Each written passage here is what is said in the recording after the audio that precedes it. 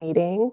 I'm very happy to have you all join us today. My name is Rima Atung. I'm the program coordinator for IMMEGP, as the acronym goes. Even that's kind of a mouthful, so we tend to call it the marijuana grant here at CJC. So that's probably what I'll be referring it to. Um, So I'll be facilitating this meeting today. We'll do introductions in a moment, but I wanted to do some housekeeping first. So the chat's going to be turned off for this meeting. Please mute yourself, but if you have questions, please raise your hand or you can unmute yourself and interrupt vocally. Just a reminder to everyone, this is a public meeting. We are recording it. And on that note, I understand that there may be members of the public here. For the most of the meeting, I'll be addressing the grant review committee. And if you're a member of the public, there will be opportunity for public comment a little later in the meeting. Please wait till that public comment period for your questions and comments. So from here on out, I'll be addressing the grant review committee or GRC. If you folks have specific questions about a budget request or anything else that's related to one specific grantee, please ask myself or CJC staff in general and not the grantee directly during this meeting. We just want to keep the conversation between us if possible. And we'll do our best to get that information to you. I also want to just note two things. One, my internet connection is being a little weird this morning, so if there's a lag or anything, please let me know. And also, this is a working advisory committee meeting. Again, I'm just so happy that you guys are all here. I'm here to facilitate discussion between you folks and to provide information, but the purpose is really to get your feedback and to use the expertise that you have to develop recommendations to then present to the Criminal Justice Commission. So I'm really hoping that we have some good discussions today. Please feel free to ask questions at any time. I tend to just, start talking and go from one end to the other. So if I need to pause or if you want to jump in, just let me know, and we can do that. So let's go ahead and get started. So here's the agenda. As you can see, we have kind of a long day scheduled. There are several breaks in there as well. Let me know if at any time you need to take an unscheduled break or if we need to move a break up. So we're going to do introductions and roll call, briefly go through roles and expectations, and then we're going to jump into our current grantee budget request review. As part of that, we're going to do a quick run through of the history of this grant program, as well as the current status of our grantees. We have a lot of time scheduled for that and for the individual grantee budget request review. And depending on how the conversation moves forward, we may or may not need that time. We just wanted to, plan for a long discussion in case it was necessary. After that, we'll have our public comment period. And then we'll move on to discuss the possibility of a request for grant proposals or RFGP, and then what next steps we have to look forward to after that. So let's do our introductions. So again, my name is Rima Atung. I'm relatively new as a grant coordinator at CJC, and also about 6 to 8 months the grant coordinator on this specific grant. I have a background in both grant administration and being the grant application myself, so I kind of know both sides. And primarily my background has been on the victim services side, so I'm a little bit more familiar with that. But the last, 8 months or so that I've been working on this grant has been a great learning experience. So I'm really happy to be part of it. So here is the grant review committee membership list. If you folks could go ahead and introduce yourselves, maybe, your role, your agency, and if you were a participant in the last round of GRC meetings, that would be great to know as well. So would somebody like to get us started with introductions? If we're going alphabetical, I can start. Great, thank you. Okay, first of all, my last name is Tyler Bechtel. It's spelled just a little bit wrong there. Oh, That I'm so T should sorry. be on the other side of the H. I am a lieutenant with Oregon State Police Drug Enforcement Section. Prior to this assignment at our general headquarters, I was a sergeant that dealt specifically with cannabis, and I've been a part of hundreds of marijuana cases. And this is my first time in the grant review committee. Thanks. Thank you. I guess I should go next. I'm Rob Ovett. You have me correctly listed. I'm also vice chair of the Oregon Criminal Justice Commission and the primary author of the legislation that created the IMM-EGP. Thank you for joining us. All right. Good morning, everyone. My name is Aaron Felton. I am the Polk County District Attorney, and I've been, well, I'm about my 12th year as DA, well, 11th year rather, as DA. It'll be 12th year at the end of this term. And I've been with the DA's office. I started in 1999. I had a break in between there when I was assistant city attorney for the city of Salem, and then I went on to be chair of the Oregon State Board of Parole. And in this time, I've handled drug cases, person crimes, and basically everything we do in the small office. And I was part of the last round of grant awards. And so it's a pleasure to be here to work with names I recognize and some new names too. So thank you very much. Thank you very much. Good morning. My name is Chris Gibson. I'm the Executive Director of the Oregon-Idaho High Intensity Drug Trafficking Area Program, which is a counter-drug grant program funded and administered by the White House Office of National Drug Control Policy. The program provides federal resources to drug enforcement teams in specially designated parts of the state. We've got 12 designated counties in Oregon with a budget of about $4.3 million per year. And this is I think my third time sitting on this committee to help make decisions about marijuana grants. Welcome back. Thank you.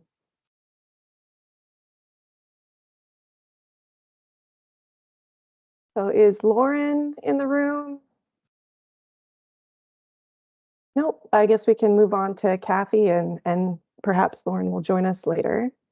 Good morning, everyone. This is Kathy Kizzy, and my last name is also Keesee, but that was a nickname that people called me in high school. So anyway, not because of, oh well, I won't go into that. But I'm a program coordinator at UNITE. We're supporting workers in the illegal marijuana industry that are victims of human trafficking, and also picked up on the during the raids and things with the Jackson County and Josephine County Sheriff's Department, and we've helped well over probably 300 or 400 people, workers so far. So thank you for inviting me to be part of this again.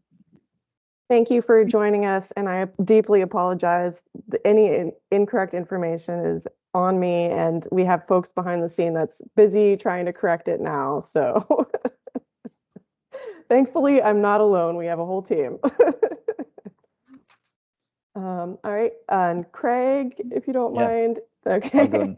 I'll go next. Kathy, maybe someone from the CJC went to high school with you. You never know. I'm Craig Prenz. I'm the executive director of the OLCC. And it's great to see familiar faces. Rob, Aaron, Chris, great to see you all. This is new to me. I haven't done these grants before. Prior to being the OLCC executive director for 10 years, I was the CJC executive director. So it's just great to be involved in this process. And we have an enforcement duty or mission with the licensed cannabis growers. And so I'm really excited to be a part of this, to work with you all with your expertise on these illegal activities. So thank you so much, and it's a pleasure to be here. Thank you for joining us.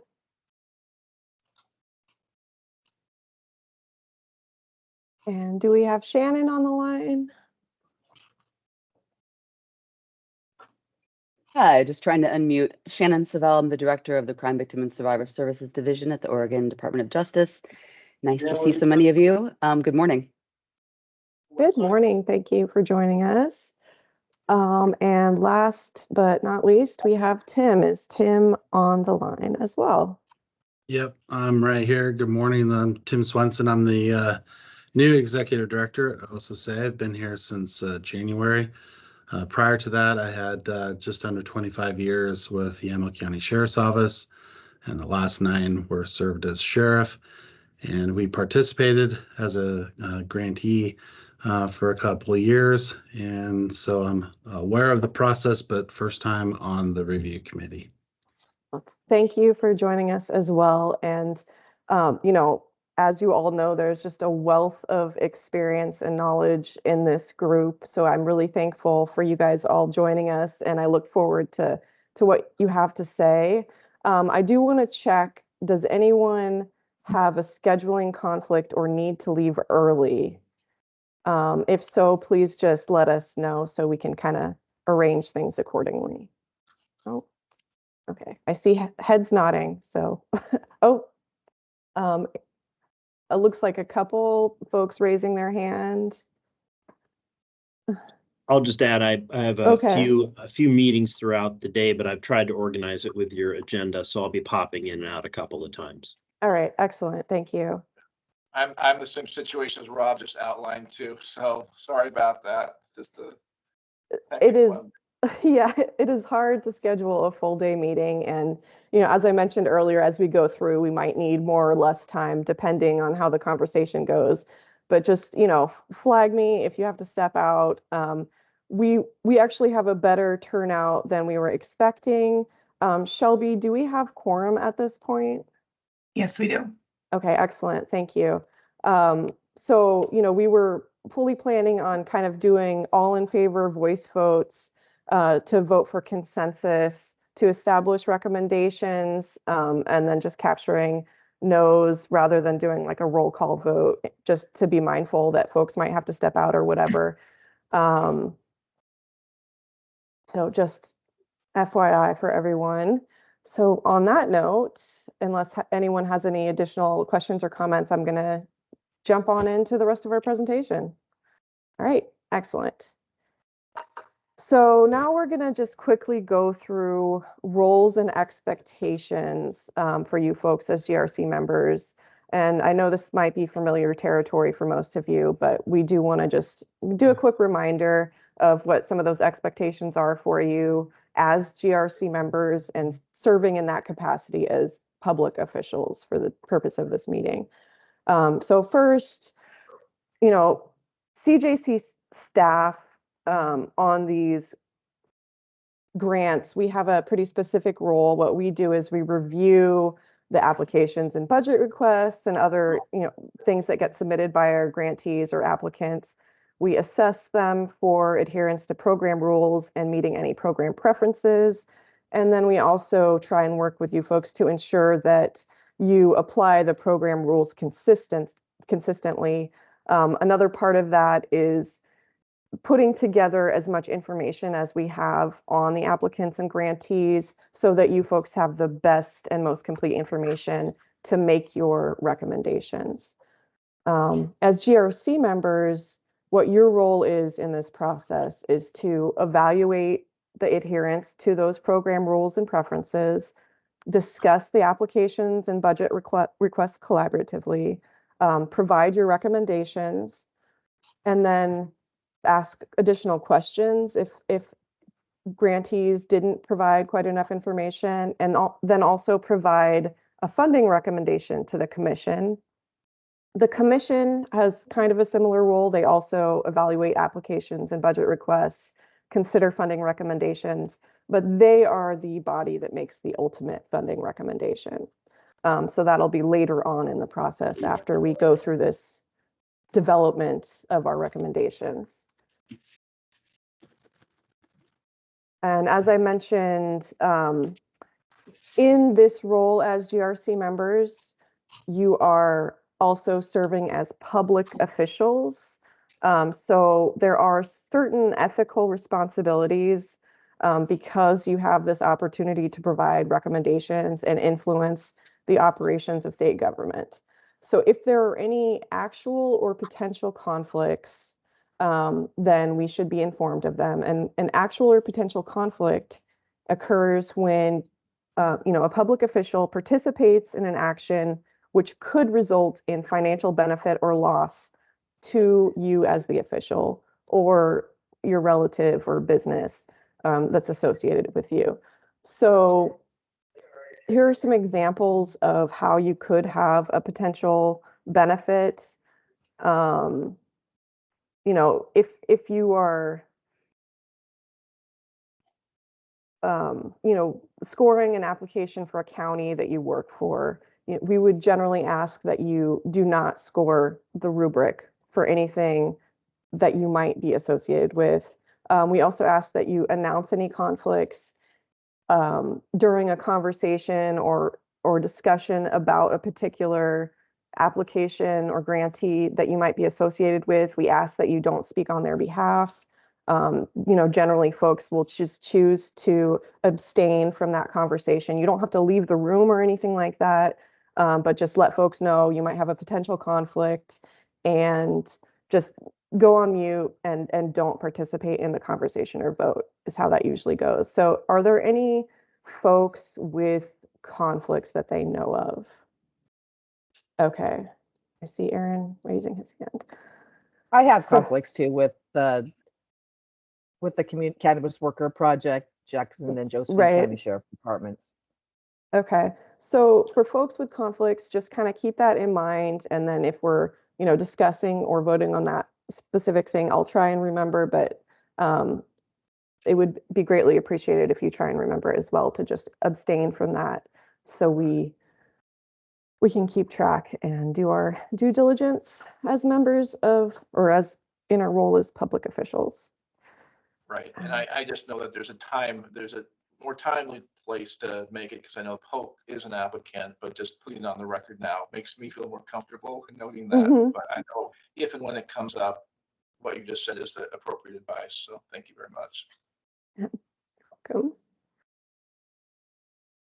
All right. Any other questions or comments related to conflicts of interest? I'm not seeing any.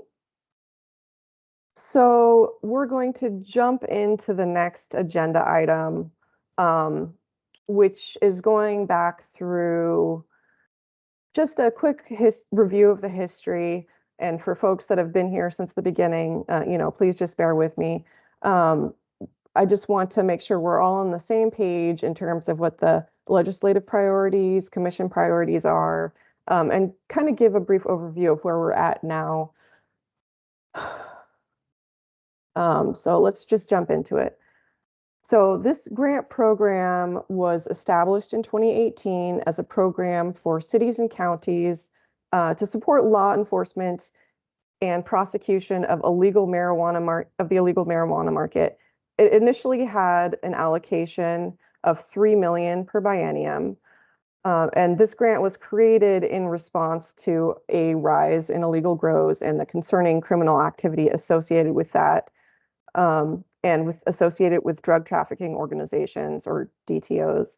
And their presence in Oregon, tends to be associated with violent crimes, environmental degradation, quality of life issues, just a whole host of issues associated with these illegal grows and organized crime. So the important thing to kind of note here is over the years, since 2018, there's been a subsequent expansion of both who is qualified to apply for the grants. In 2021, 2022, community-based organizations were added as an eligible grant recipient. And there's also been a couple of big influxes in money. The base grant amount now was increased in 2021 to $6 million. In 2022 and 2021, they added a big boost of money, $20 million in funding for law enforcement and $6 million that was set aside specifically for community-based organizations. So a big portion of that money is still under contract now, and we'll get into that in a minute. But kind of where the status is now is in 2023, the most recent appropriation for this grant was that 6 million in base funds, and then they added another 5 million to deposit into the grant fund as well for a total appropriation of 11 million. So really what we're here to talk about today is how to allocate that $11 million. And there are a couple of scenarios that we're going to talk through that we'll get to later on in this presentation. So now let's talk about the operating guidelines and rules associated with the marijuana grants. I just want to note here that our current grantees, which we're going to start talking about very soon, are subject to the program rules and the grant management handbook that are listed and linked here. Those both have been updated or are in the process of being updated. So any new grantees would fall under the new rules and what we're calling the grant administration guide now. So that's a little confusing, but they're fairly similar with some, hopefully, simplification and good changes. So there's links to all of those documents in this slide in case anyone would like more information on those.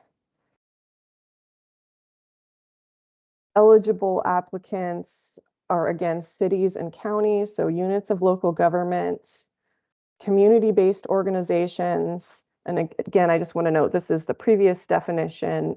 If we post it, request for grant proposals, there's a slight alteration to this that new folks would fall under. And then any combination of the above.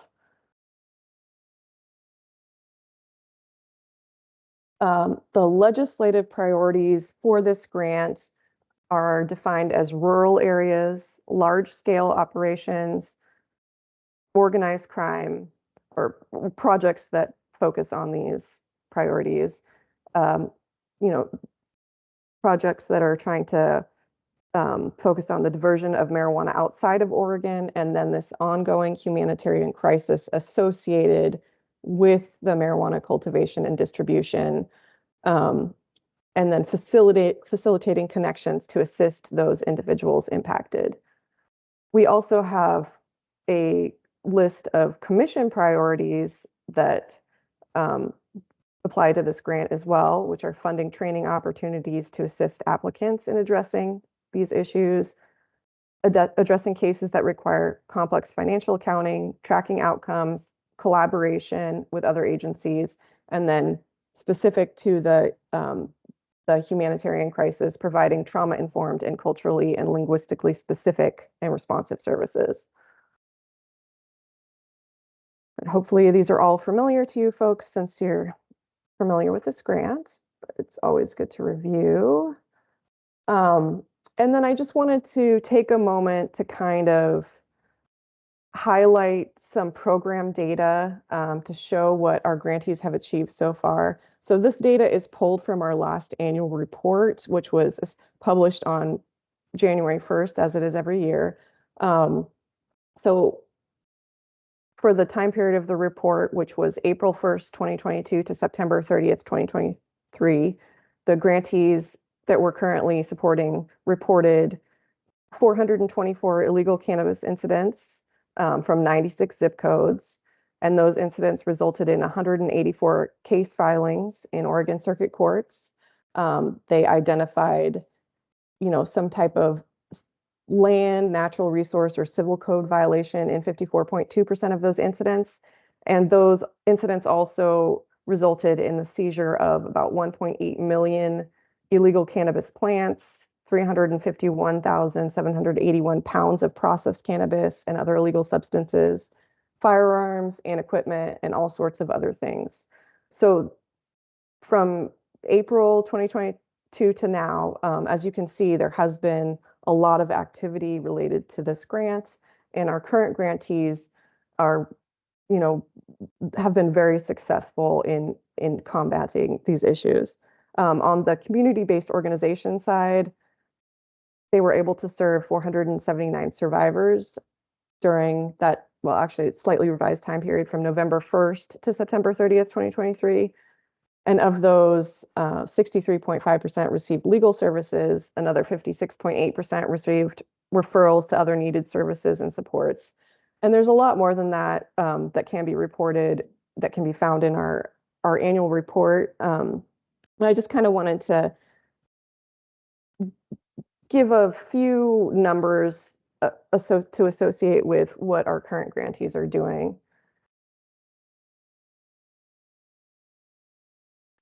So this also should look familiar to a lot of you who participated the last time, but it is a little bit confusing because the last funding cycles kind of combined two different allocations of money. So our current grantees, their awards represent a combination of the regular cycle $6 million and then this big burst of money in 2022 that we call the special grant cycle that was $26 million. We were able to award all the applicants that applied during that time period, and that consisted of 10 law enforcement grantees that served 11 counties, and then 2 CBOs, and one of those CBOs is actually a consortium of 6 CBOs that are providing complementary services that are all existing under one grant. And I think it's important to note a couple of things about our current grantees. One, that the influx of funds gave us the ability to grant all of them, like I said. So the geographic reach of the program really expanded during that time period, and this map kind of shows the coverage for our grantees across the state. The project period, because there was such a big increase in funds, it got extended past the normal biennium. So for most of the grantees we're talking about, the project period started April 1st, 2022, and it extends all the way to December 31st, 2025. That's 46 months. It's a pretty long non-standard grant period. Usually they're 24 months or less. So I just want folks to keep that in mind as we keep moving forward. And the other piece that I think is important to know, and I just want to also say the numbers here look a little funny because I'm smushing those two grant periods together, but is that there was this large amount of funds available, around $32 million. The requests we got in was closer to 39 million. So there was this funding gap. We weren't able to fully fund all of the applicants. And this is going to be pretty important as we move the conversation forward.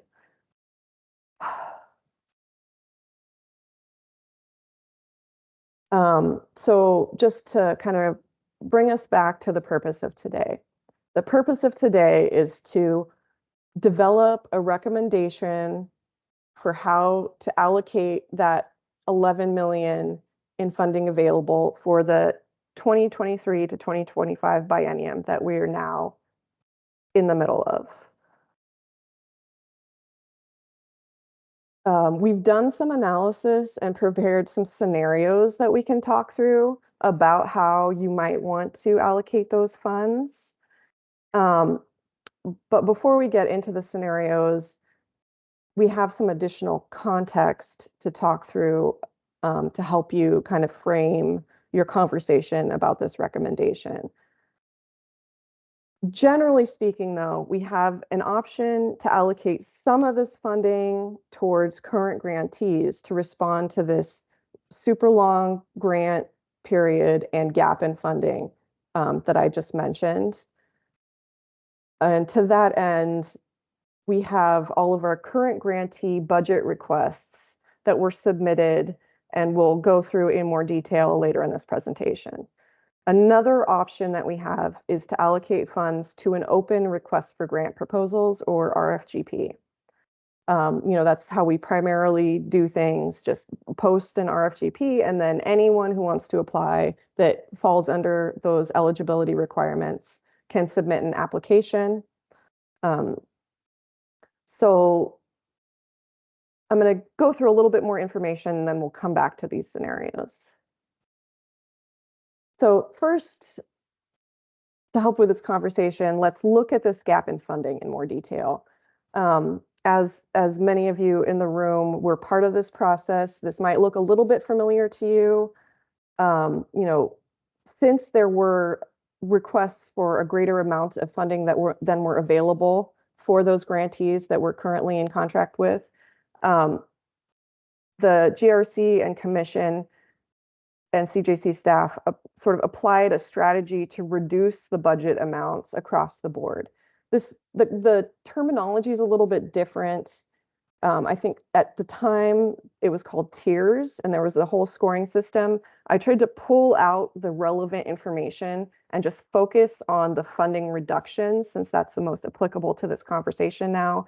So if the terminology looks a little weird, I apologize, but this is pulled directly out from our last process we used to award or make those award decisions.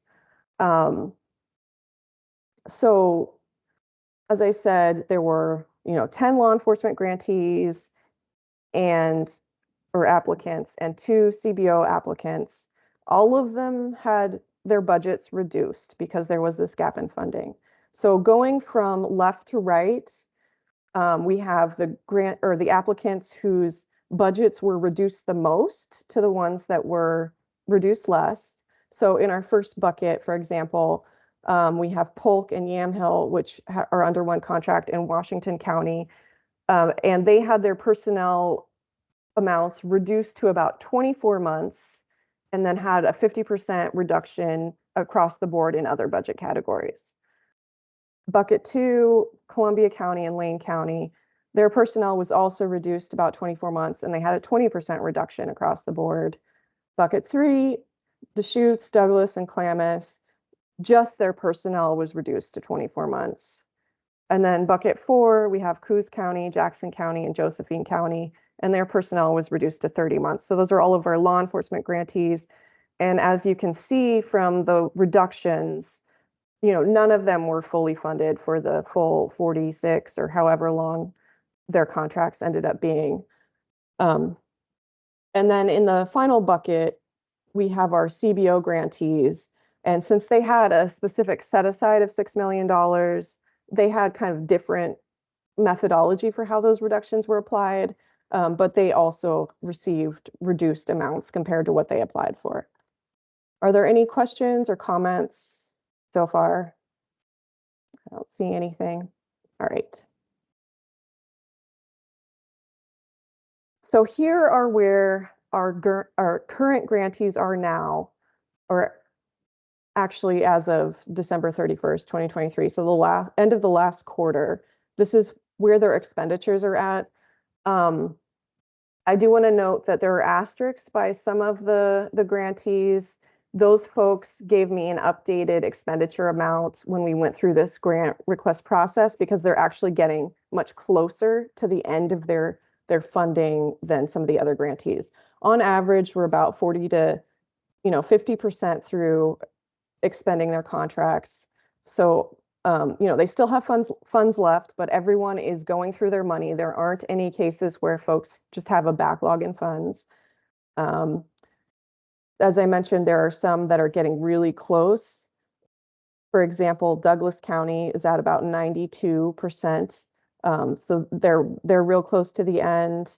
And Coos County is also coming very close to the end of their expenditures, and they still have more than 1.5 years left on their project period. So, without additional funds, they're going to be running into some issues. So that's kind of what I wanted to point out about expenditures. Just overall, folks are spending. There are some that are getting close to the end of their contracts. And any questions or comments about this so far? No? All right. So we also, go and try and visit our grantees on a regular basis. This past grow season, we were able to go out and visit everyone actually, which was really great, and just kind of check in where they were at. During those visits, we heard some themes among grantees that I wanted to share with you because I thought they were particularly relevant to this conversation. there across the board, there were concerns about lack of adequate funding to maintain current programs through the end of the grant period. From everything we heard, there's always the question, is the grant resulting in fewer grows? Is there less activity? Do we not need to fund the current grantees as much because they've made such a huge impact that all the illegal marijuana grows are gone now and everything's fixed? We did not hear that. What we heard instead was in some places that have more established programs, the distribution of incidents changed, but the number of incidents has gone up or remained relatively consistent for the most part. New grantees, they were just awarded in 2022 and they've had less time to become established. In a lot of those cases, they haven't necessarily had that time to even move through their backlog of cases. So they're still kind of on the front end of enforcement for these illegal marijuana cases. And I do think it's important to note too what we heard, and I'm sure many of you are familiar with in the room, that the number of incidents that folks can conduct is really dependent on the availability and coordination of so many different resources. So the number of incidents and their activity is really constrained by those resources and partnerships. In some cases, they take coordination of, state police, local police, all sorts of agencies coming together to actually serve warrants, borrowing equipment from the Parks Department or wherever folks can get it. So I just want to point that out as well. And also investigation and follow-up for incidents can take months or even years. So I included counts of incidents in some of these slides coming up, but I do want to just note that a count of incidents is useful, but it doesn't show the full scope of work. And I think the point here is that what we heard from our grantees is overall they're concerned about funding. They're still really busy and there's still a lot of work to be done in those areas where the grants are currently.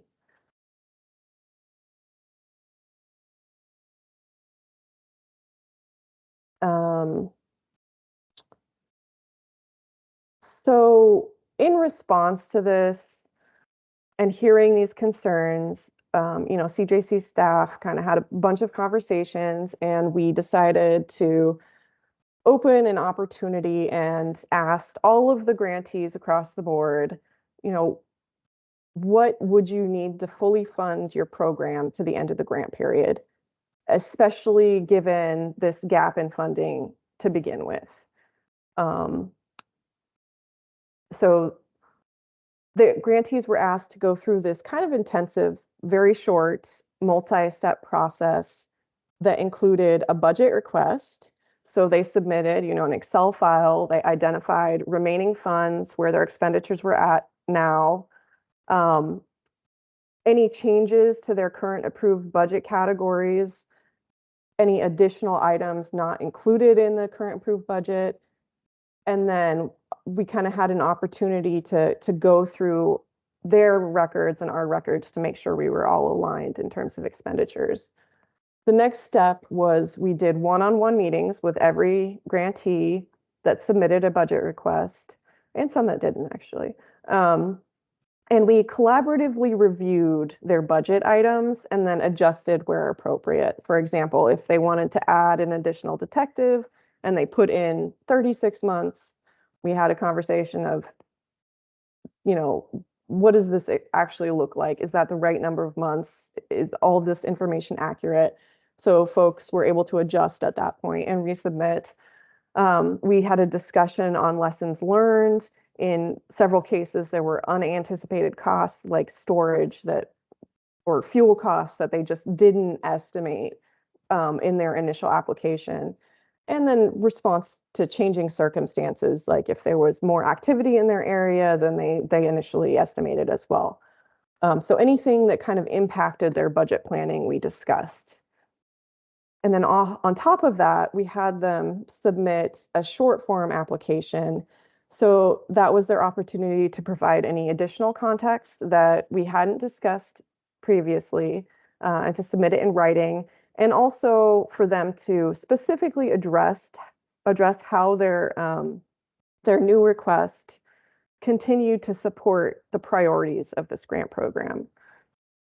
So all of that information they were required to submit in about the last month and a half, and everyone complied. It went very smoothly.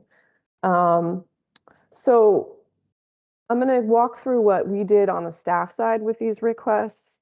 But before we get into that, I kind of want to talk about just the overarching framework for that. When we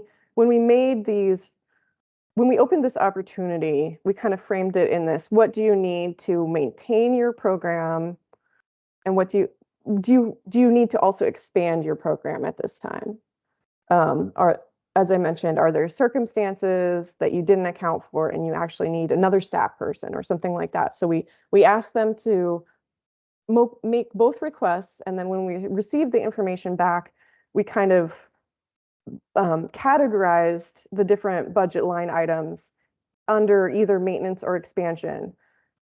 So I'm going to go through these proposed definitions that, depending on how this conversation goes, may come into play in a significant way. So right now, I'm just going to go through them. We'll come back to them if that's the way the conversation goes. But I just, for framing and to kind of get that percolating at the back of your mind, I wanted to run through them before we get into the individual budget requests. So under maintenance, what we included is any budget items that grantees identified as existing, budget items carried over from the current approved budget, personnel currently funded by the grant that were not adequately funded. So if they were just asking for personnel funds to get them to the end of the grant period, we counted that as existing. We included in that any annual increases in personnel or contractual costs due to like union agreements or cost of living adjustments or other things that they don't necessarily have control over as well. Replacement or maintenance of existing equipment or supplies, including consumable program supplies. Like, for example, we heard, wear and tear on vehicles was so much greater than they anticipated, so they're going to just have to replace it. There's no way to refurbish this vehicle, so we would put that under maintenance. Under expansion, in this definition includes budget items grantees identified as new personnel not previously funded by the grant, new equipment, new types of supplies, adjustments to the scope of services, unanticipated costs. Some of those were kind of large, and then additional equipment. So in categories where the equipment purchase was already completed. So like if they asked initially to buy 3 vehicles and they purchased all 3 vehicles and they're asking for another vehicle, we would count that as new or expansion at this point in time. So yeah, just kind of think about these and keep that in the back of your mind as we move forward, and we'll come back to it, like I said, as it becomes more relevant. Some other definitions that we have proposed are implementation grantee and established grantee. These were actually carried over from the last grant review committee process. And we're calling anyone an implementation grantee that was funded for the first time during that 2021-2022 period. And we're calling somebody established if they were funded prior to that. All right, now that we've gone through that, we're going to talk a little bit more about, our staff analysis. So we reviewed all of these requests from our current grantees for compliance with, the rules and our grant administration guide, the allowability of budget items. For example, several wanted to purchase drones. Drones are still unallowable, so they had to take them out of their budgets. And the appropriateness of their request under the current scope of services. We compared those to their initial application. We looked at their expenditure history to see what they were actually spending money on. We did this cost analysis based on maintenance versus expansion items. And then we, framed it under, are they new implementation or are they an established grantee? And we look through all that additional context, including the program description, grant activities reported, all of that information that they submitted during this grant request process. So we've kind of tried to organize that and compile it all for your easier review. Any questions or comments at this point? No? All right. So let's go ahead and look at the budget requests that were submitted. And we did post copies of our of all of the requests to that Google Drive folder for you folks, as well as the short form applications. Like I mentioned, it was a super fast time frame. The short form applications were just due last Friday. So I fully don't expect most folks to have gone through all of this in detail. And we were still doing adjustments to the budgets at the end of the week too. So, this is all updated with the most recent information. In total, the grant funds that were awarded were around 32 million, as you've already seen. The additional funds requested are at about 9.3 million. Here, I want to note that two grantees, Klamath and JBAR Youth Services, did not request additional funds. They thought that they had enough money to kind of move around already. And just a reminder, so that gap was about 7 million that couldn't be funded. This request is pretty close to that, especially taking into consideration newly implemented programs that may not have known all their costs. And I do want to note here too that Polk County and Yamhill are broken out. So there is a request to separate their contracts. They, when we were talking through with them during this process, we were both very thankful. They have a good partnership. They're happy to, Yamhill was happy to join on Polk's contract when they initially started, but kind of administratively, they're hoping to break apart at this point. And we're treating Yamhill as a current grantee since they are funded, they have staff funded currently, but they do have a request to become a separate contract at this point, just due to administrative coordination. So let's go ahead and continue. So I wanted to kind of talk through a sample of what our individual requests that we're reviewing are going to look like. This is a sample county, Trillium. It does not exist. I borrowed it from our other grants. So in this case, you can see here the information we're presenting is the funding status, any agency collaboration, so that's who they identified in their initial application that they're collaborating with, service area, program description, grant activities. We're just focusing on incidents and cases filed. I do want to note here that this is from, like I said, the time period ending December 31st. And this is just the incidents and cases filed reported through quarterly reports. The cases filed is pretty low in a lot of cases, and that's just because of the timing of the reporting. And that's something that we're kind of working on tweaking on our end, just because it takes so long to file those, get case numbers assigned and all that, that they're not getting caught in our reporting, basically.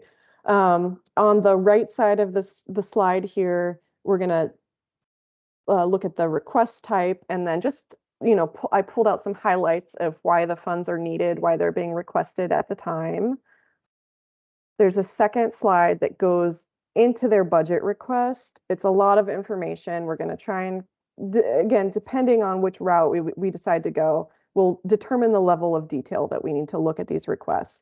But generally, it just kind of includes a description of what was initially approved by budget category, what they're requesting now, how we're categorizing those items, either maintenance or expansion, and what the amounts are.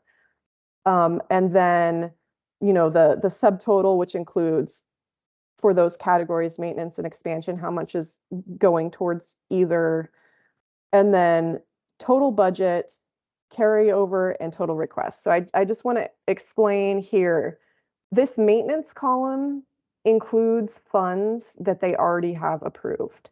So this carryover amount at the bottom is subtracting out the amount they already have in their contract. So we have, the total need that they're saying they have till the end of the grant period, subtracting out the funds they already have, that carryover amount, and then we get the total request. And just an example of how this categorization of maintenance or expansion comes into play, in this sample county, in their equipment category, they have cameras in their approved budget. They're asking for cameras again. They're similar amounts and all that. So they're under the funds for those are included under the maintenance column. Versus they asked for a trailer in their equipment column initially. They purchased it already. We checked their expenditures. They purchased it. They're asking for another trailer. That's now going under expansion. So that's just an example of how those categorizations are used.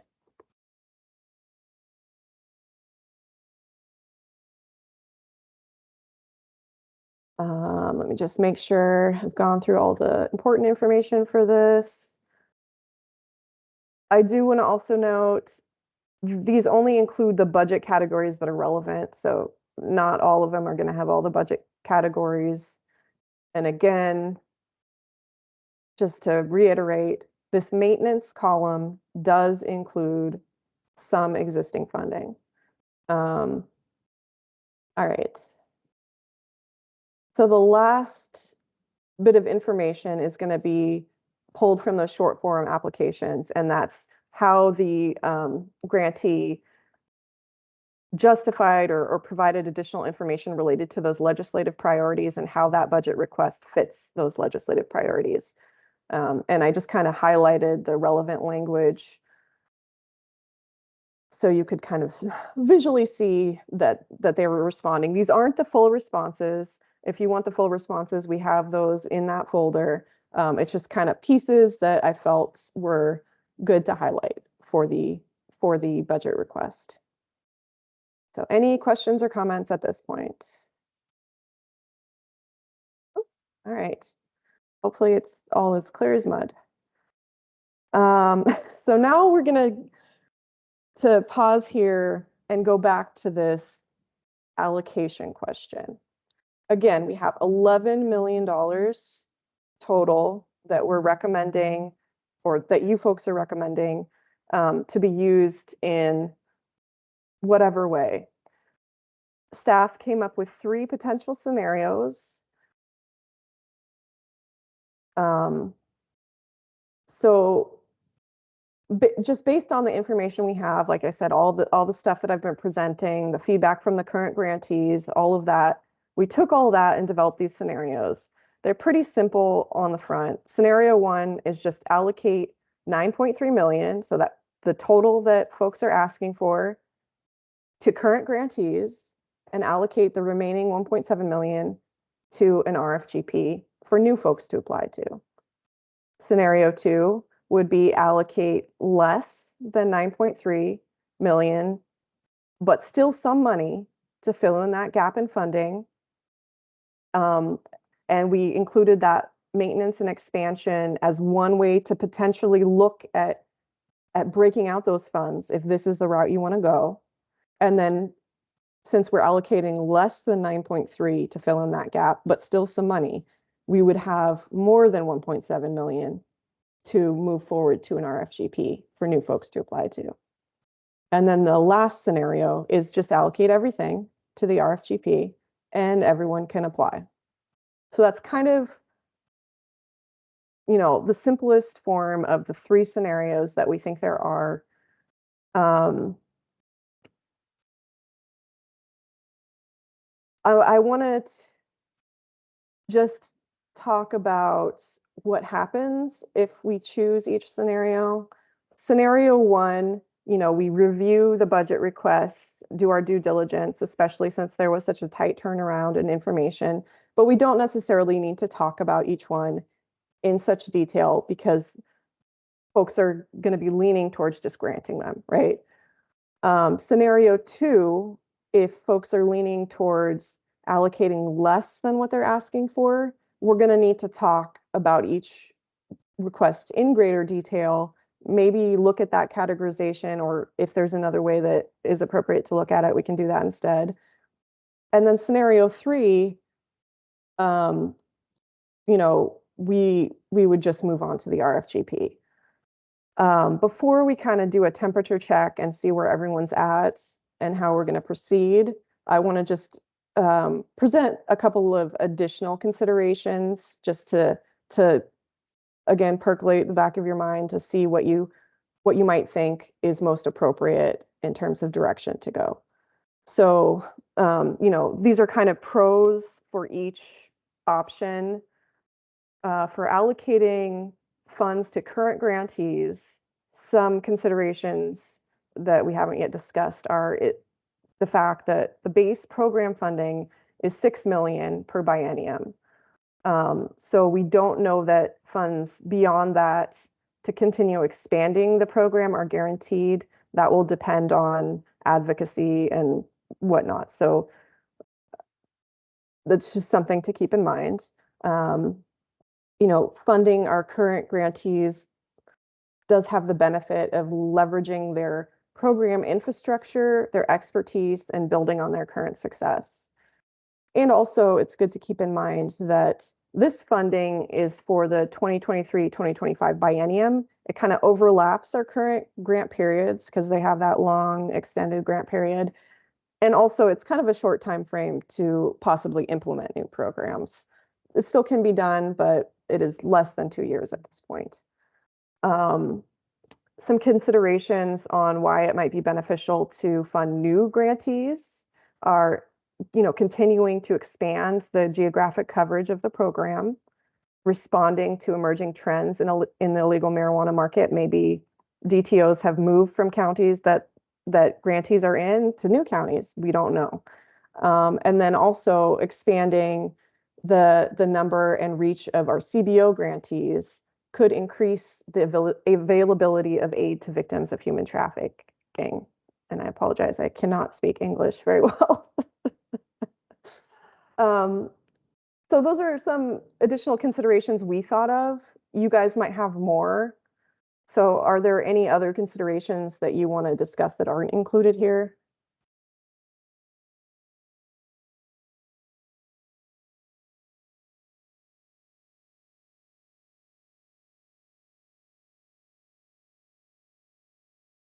And I'll just give a moment to pause because we are getting into the, you know, the discussion piece where it's really going to be about your conversation.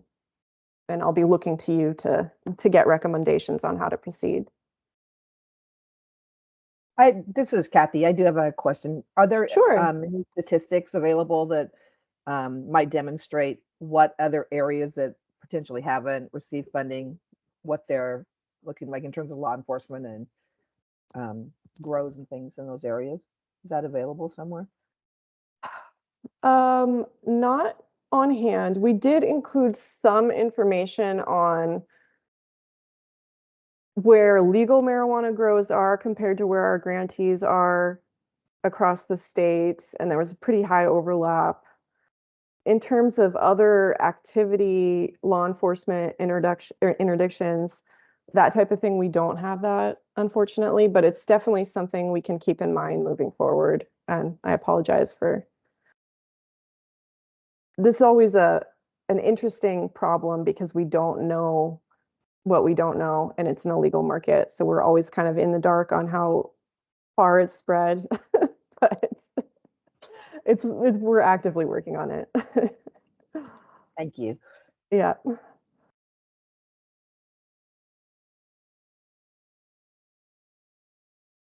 Any other questions or considerations that folks have? I had a question. Sure. This is Craig. On those, will we have, I don't have anything new. I think these are great considerations, but I am new to this process and new to this grant program. I'm interested in the 2 bullets on the right that speak to expanding the geographic coverage or responding to emerging trends. Yep. And I'm wondering if there'll be any any information about those two bullets, if those conditions are present or not. So I just was curious with those two, if there's going to be any information or discussion. So I think the answer, unfortunately, is very similar to the last answer. We would probably get the information on that most reliably at this point from new grantee applications. I think it's something, again, that we're trying to figure out how to quantify and define. We got a little bit closer in the last reporting cycle, looking at data from our partner agencies such as state police. They shared their marijuana activity with us. But we don't have a specific answer to that question at this point, unfortunately. I have a question. Has there been any inquiries about new grant applications? Anyone, asking? Not at this point. No, there haven't been. And we did do a grant overview as part of like a CJC introduction to Curry County recently, but besides that, there haven't been any specific requests around this particular funding stream. No, knowing that, I just liked it on your previous slide, the scenario number 2. I think that allows, I guess, the process to adjust a little bit as we go into this. I know from your annual report and from the data that the state police shared with you, for instance, Marion County is a huge hole that's not funded through this program. Not saying that they would attempt to become funded, but there's a large problem that's unaddressed in Marion and South Clackamas counties. So that would allow for new grants for enforcement. And as far as the CBOs are concerned, it looks like Willamette Valley Law Project is doing real well with maintaining their spending. But I don't know, new grants for CBOs, there could be a benefit there too. Okay.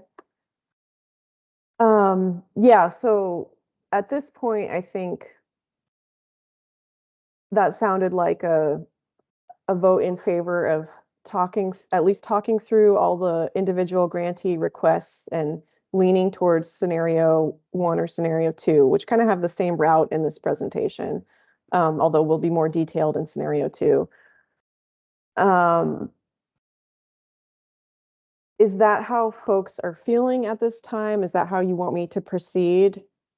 Is going through those individual grantee requests and kind of looking at them in detail? I see Tim has a hand up.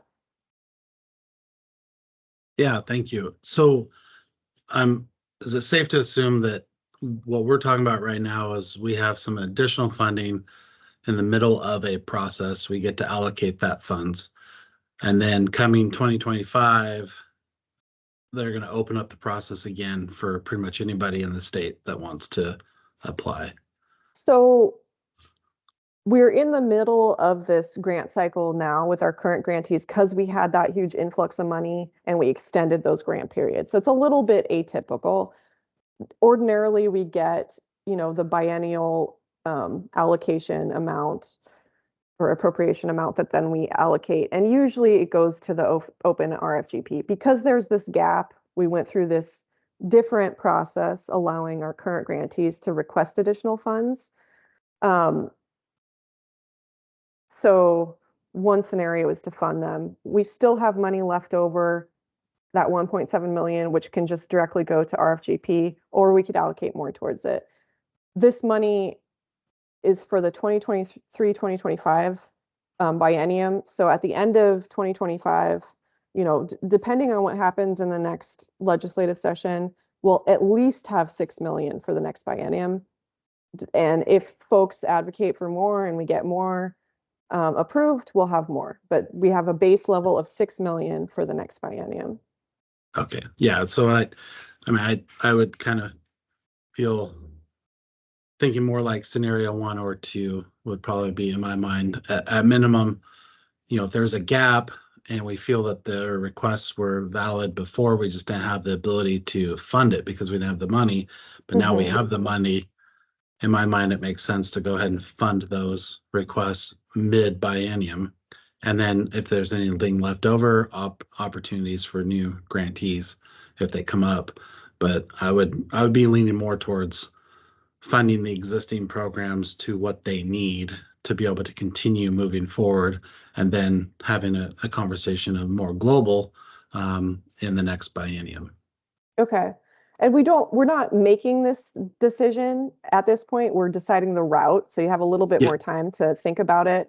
But it sounds like the route we're going to take is looking through the individual grantee budget requests. I see another hand up, or at least two hands up. So if other folks want to jump in. I've got I'm going to put my plug in. I know you're not asking for that right now, but more for scenario 1 than scenario 2 or 3. And the reason that is I think there's been, like, we're involved in a fentanyl crisis right now, and resources are very limited for agencies to go down that path. I think that it's been opened, it's been closed. We know what we've got, and I think that with those priorities kind of changing at this point, I think 1 is going to be the more efficient way to go and provide everybody with the opportunities that they need to apply at a later point with that 1.7 million. Okay.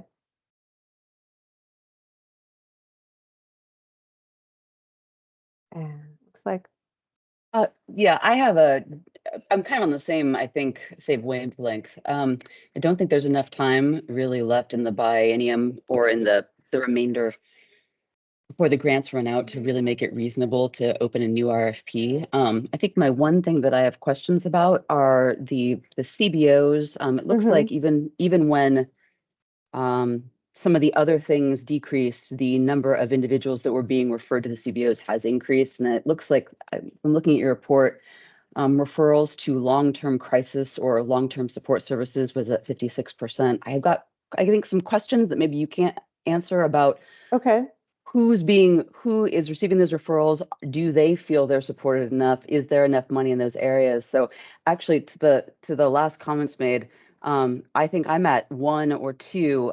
I would like to put a plug in though for if there's additional 1.7 or more RFG P money that, you know, there we do like really kind of stress that especially if we're going to fund everybody that's asking for what they're asking for, that we really make sure that the RFG is really talking to CBOs and discussing whether or not the Willamette Legal and JBARJ, which is really trafficking focused, what other services are they referring people to, and are those CBOs entities that might want to apply for money so that they can increase the services that are available?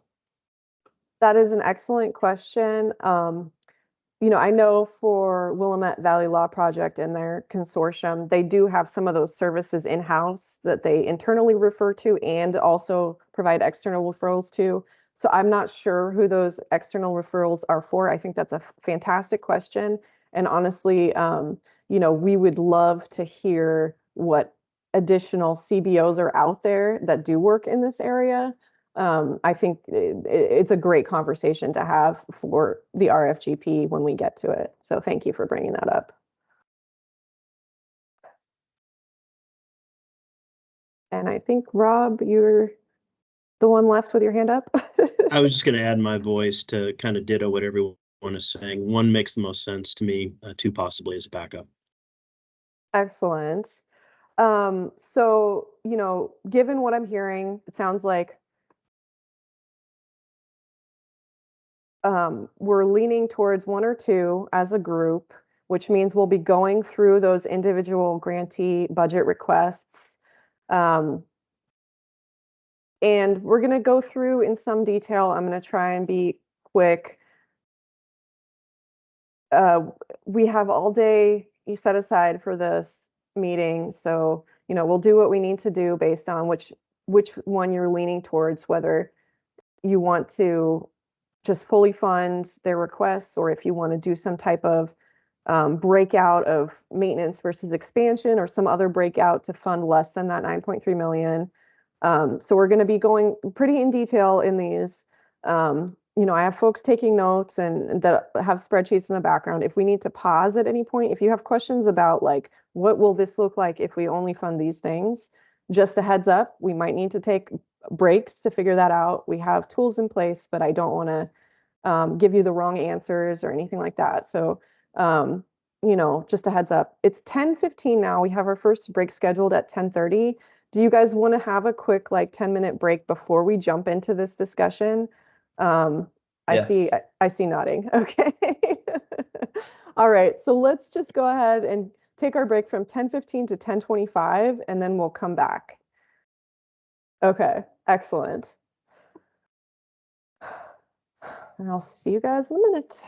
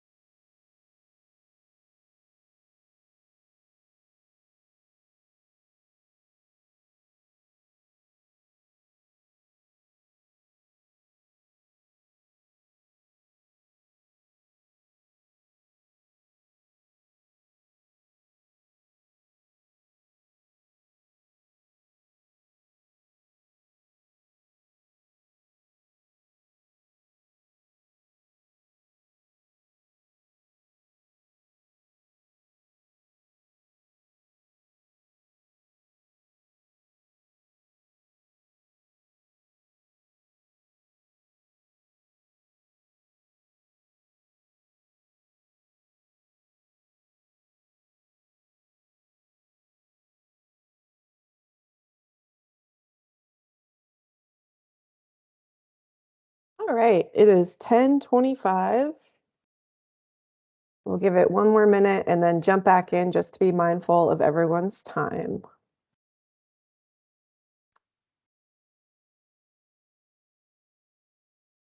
And let me just pull up the presentation again.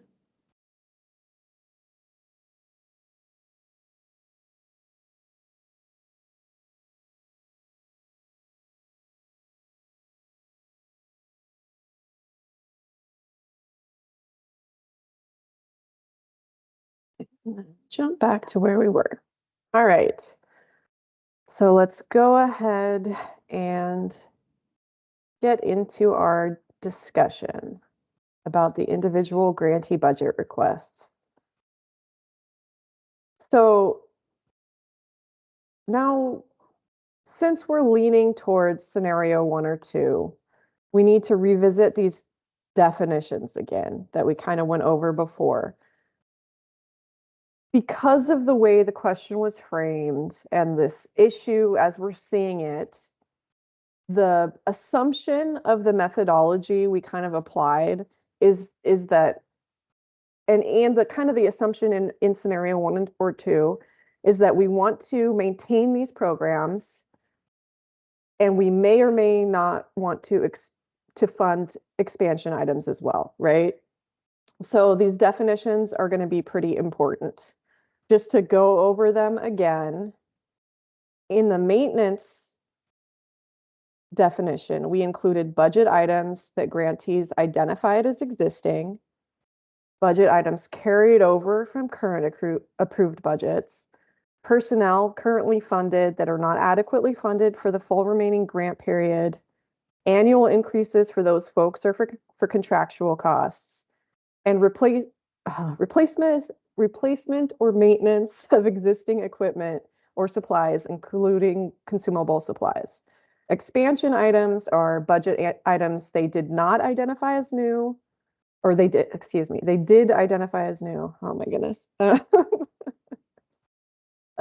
New personnel not previously funded by grant, new equipment, new types of supplies, adjustments to their scopes of services, unanticipated costs, and then additional equipment in categories where they already expended. I want us to be really comfortable with these definitions because, like I said, we're assuming we want to fund maintenance, right? So whether something is categorized as maintenance or expansion kind of is one of the determining factors in whether or not we're going to fund them going forward based on this analysis. We don't have to use this analysis, but this is just sort of the framework that we came up with to try and make things easier. There is a level of discretion here. As you saw in that sample slide, I kind of listed out the line items that we included in each, and we have a more detailed description in our spreadsheet that we're tracking on the back end. So we can go that in detail if we need to, but there is some discretion. We did go through and, label those things based on our understanding of what was being requested. And you may or may not agree, which is exactly why we're having this conversation. And if there's any questions, we can always go back to the grant budget request itself, or follow up at a later time. So are folks generally comfortable with how these things are categorized so far? Okay, I see nodding. All right, so we're gonna move forward unless there's any issues. We're gonna move forward with these categories and start looking at the requests.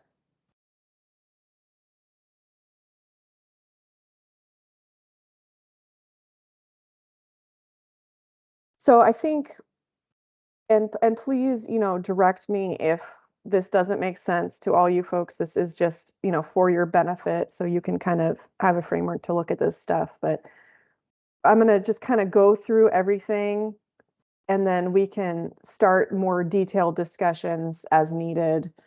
Feel free to stop or ask questions at any time, like I said. So just jumping in, our first, and these are organized by those buckets and then by alphabet. So these are the folks that had the biggest cuts to start out with in that initial application a few years ago. So Polk County, and just as a reminder, Polk and Yamhill are asking to be funded under separate contracts moving forward. So we're going to see their requests separately. I included the carryover amount for Polk and not for Yamhill. You'll see when we get to the budget, it'll probably make more sense, but I just want to point that out. So they are an established grantee. You know, their agency collaboration is with Yamhill DA's office. That's their service area as well. They've been pretty active. They reported 30 incidents and 20 cases filed. I do want to note here that the statistics for those two counties are conflated together. So that's for both Polk and Yamhill. So you'll see the same numbers repeated on the next group of slides. Their request type is for both maintenance and expansion items, and that is true for pretty much all of these requests. They ended up including both types of items. And what they want additional funds for is to expand their operation, to assist the current detective on these complex and time-consuming cases, purchase a trailer to haul equipment, and then some additional surveillance equipment to aid in investigations. So let's jump into the budget. So like I mentioned before, you know, you can see what they initially asked for. They really are just trying to continue their existing positions and then add this one detective position for $312,000 for that remaining time period. Continue some of their current contractual services, which are mostly investigative tools and equipment. They had cameras in their budget to begin with. They want additional, so that's in the maintenance as well, and then purchase this trailer for $11,000. Supplies, it's just, you know, small tools, etc. And then attending various trainings. Some folks itemized out what trainings they want to attend, some didn't. It's all the same group of trainings. So in a lot of cases, I just said various trainings, and we can get more detail if you want it, but it's mostly the CNOA, the regional conferences. And then their administrative allocation, which is also in their current approved budget. So the total amount that they're requesting is $944,015.95, subtracting out the carryover that includes all of the funds remaining on their contract. Their request is for about $204,000.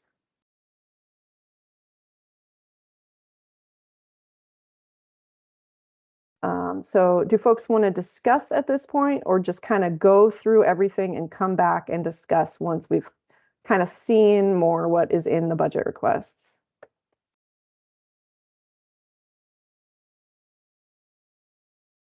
I'd like to go through everything. Okay. I think that makes more sense. All That right. sounds Well, good. And by the way, this is really helpful level. This is perfect level for me. So thank you. you're welcome. So in that case, I'm just gonna go through all of the requests, I guess, and we can pause where needed, and then we'll just have to scroll back through once we get to the point where we're cutting. So I'll try and be quick and not too detailed at this point. So again, just for information purposes, this is how they justified this additional request. You know, it's a primarily rural county, which aligns with the legislative priorities. Funds will assist them in combating these large-scale and international operations. And these, again, are pulled from their application. So I might have rephrased a little bit, and there's probably more information in the short form. But these are the highlights. And they will assist with, the funds will assist with the complex cases. They're setting aside funding for training, which is one of the commission priorities. that additional staff will help them have the capacity to track things better. And they're anticipating continuing their collaboration, including with Yamhill, even if they do split out into 2 contracts. Any questions or comments about Polk County's request? No? Okay, I'm going to go ahead and move on to Yamhill then. So Yamhill, we're putting them as implementation. If they do 2 separate contracts, they'll be implementing the program for the first time, although they do have some staffing and infrastructure there.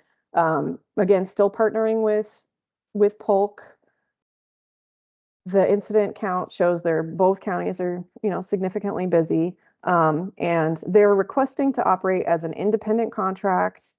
They're asking they have 1 staff now. They're asking for another detective and some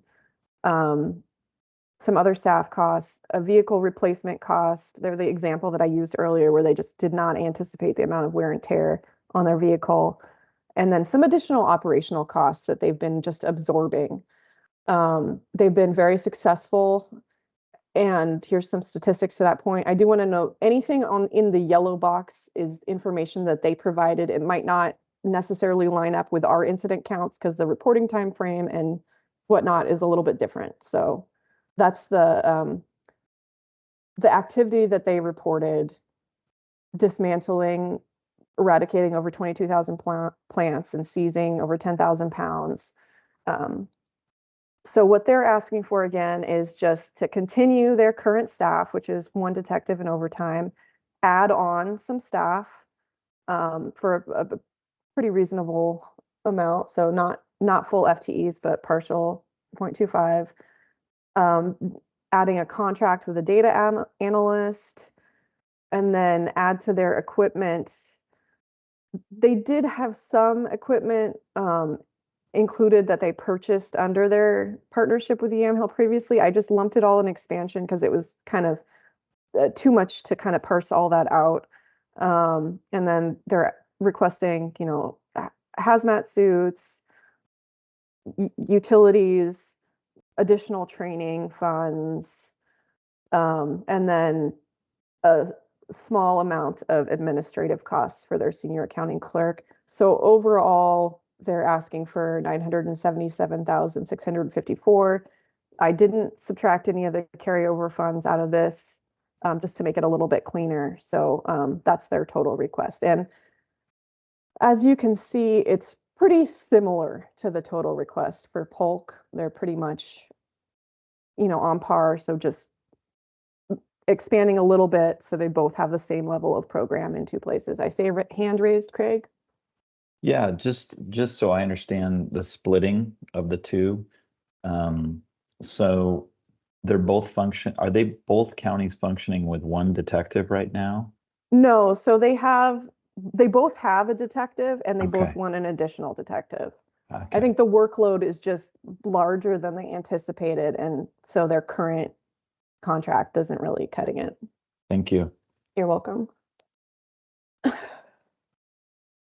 Okay, if there's no more questions or comments, we'll jump into the short form application. So just real quick, also very rural. They've been able to identify links to organized crime and shipping out of state in their current cases that they've worked on. They're requesting more funds for training. And then that addition of the analyst will help them with investigations and tracking the data for the program. So everything is very much in line with the commission priorities and the legislative priorities. So for Washington County is next up. So they're implemented for the first time during 21-22. They collaborate with local sheriff's office and those 3 police departments, with their primary service area being Washington County. They're requesting both maintenance and expansion funds, and they are at the end of their current award. So, they're just looking to really maintain for the end of the contract period. Their capabilities have increased on the team, but the number of cases has also increased. And they also have a need for continual training. And then in terms of some of the specific line items that they're purchasing, they wanted to purchase this Chainalysis software that helps them identify like money on the dark web, which helps with their investigations, and then a mapping software. They do flyovers, and the mapping software would just help them identify locations to investigate. So getting into the budget request itself, like I said, they're just looking to fund their overtime still, and they adjusted the amount they needed based on their previous activity. You know, some supplies, pole cameras, headlamps, and then the mapping system. So I put that under, you know, new, especially for the mapping system. Regional training conferences they wanted to attend, and then the Chainalysis software subscription is a new item as well. So overall, they're requesting $269,418 to fund for the rest of the time period. They only have $1,200 left, and probably less at this point, so really close to the end. And subtracting that out, their total ask is $268,000.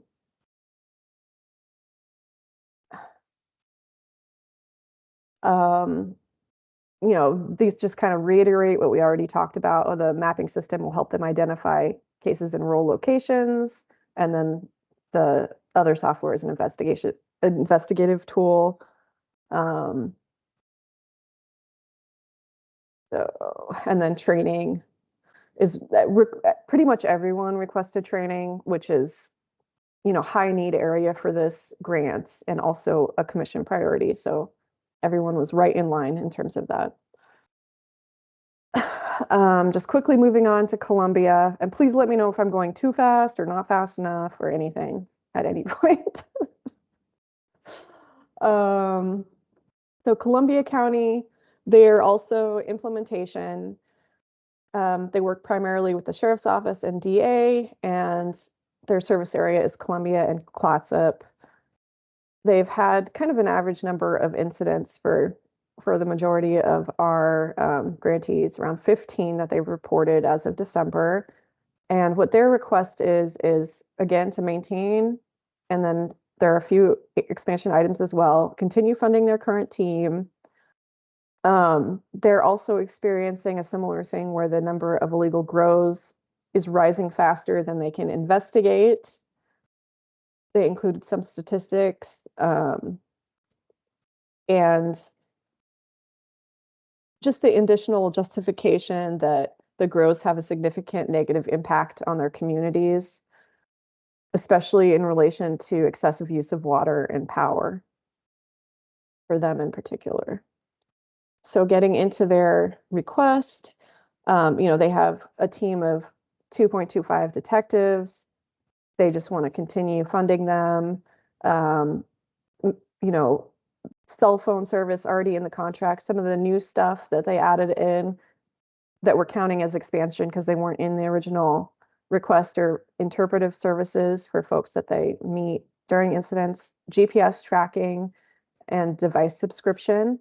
And then, you know, uniform safety equipment, that's in the budget already. Another new item is just digital cameras for a very minimal cost.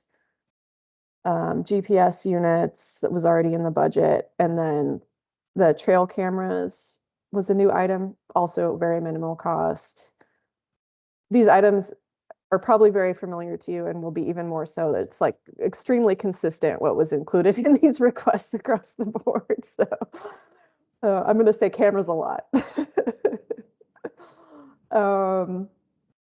They included some funding for training to the end of the grant period, and then, you know, their minimal admin costs. So in total, their request to the end of the grant period is $693,959.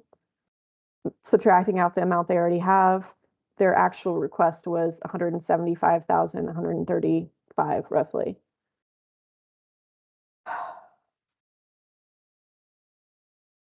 I'd like to just call attention to the request for Mandarin interpretation services. Okay. And maybe we can call back to that when we're talking about CPOs and labor trafficking. Okay, I'm writing it down, but please remind me if I forget.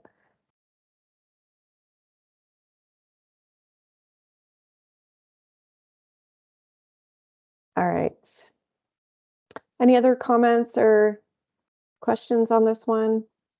Okay, we'll move on. So they specifically pointed out that the funding supports, their dedicated manpower, which includes investigating DTOs as it does for everyone. They've seen money laundering and racketeering in addition to other crimes associated with the grows that they've investigated. And they have encountered workers from other states and mainland China, where they're subjected to what they described as severely hazardous conditions, or I guess that interpretive services comes into play. They included training in their budget. They do track and monitor things. And they did call out that they're going to do training specific to human trafficking, which not everyone included, but it definitely falls in line with multiple of the priorities. So that's Columbia County. Next up is Lane.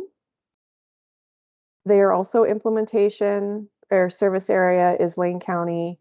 Similar amount of incidents, 20 incidents in that reporting period. They're requesting funding to maintain their current team. And again, they included their own statistics with 20 illegal operations being shut down, eradicating 50,000 plants. These numbers are all very big. Sound very impressive to me. So jumping into their budget request, like I said, just to maintain personnel, maintain their equipment costs and supplies for the most part. The new items are interpretation services. I seem to have forgotten a description there. And I apologize for that. Let me just see what that missing 13,600 is. Under contractual services.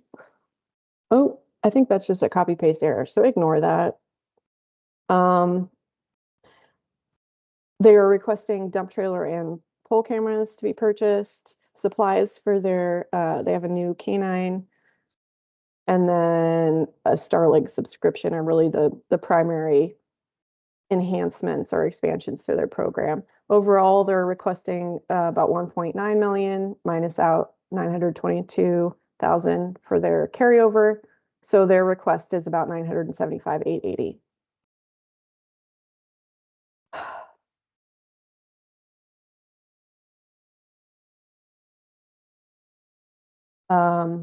So for Lane County, they are rural to extremely rural. They have identified human trafficking in at least 4 cases, and some of the outside links that they've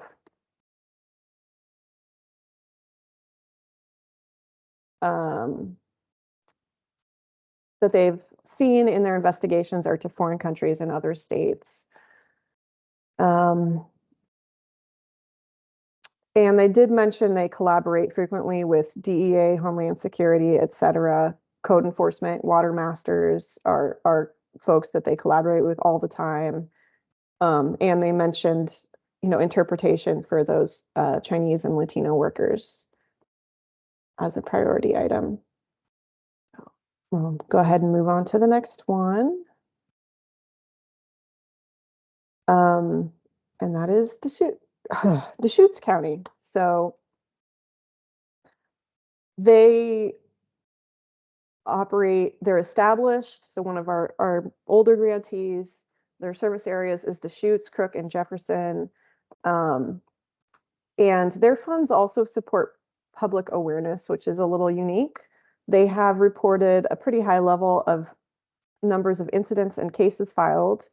So they definitely are seeing, consistent high activity. And what they're requesting is to continue funding the full team. And just a note, because of the two combined funding cycles before, some were funded, some weren't. So they just want to fund everyone under this funding cycle. Add a deputy to help detectives, add some funds for tracking vehicles and phones. There's new investigative tools available because of some recent laws that were passed, specifically to track marijuana as it's being transported outside of the state, and then continue this environmental assessment that they have. So as you can see, they have, their maintenance amount here, $350,000 for the addition of that deputy, some funding to track that, or for the tracking devices and investigative tools like trap and trace, 5,000 for dump trailer. Everything else kind of falls under maintenance.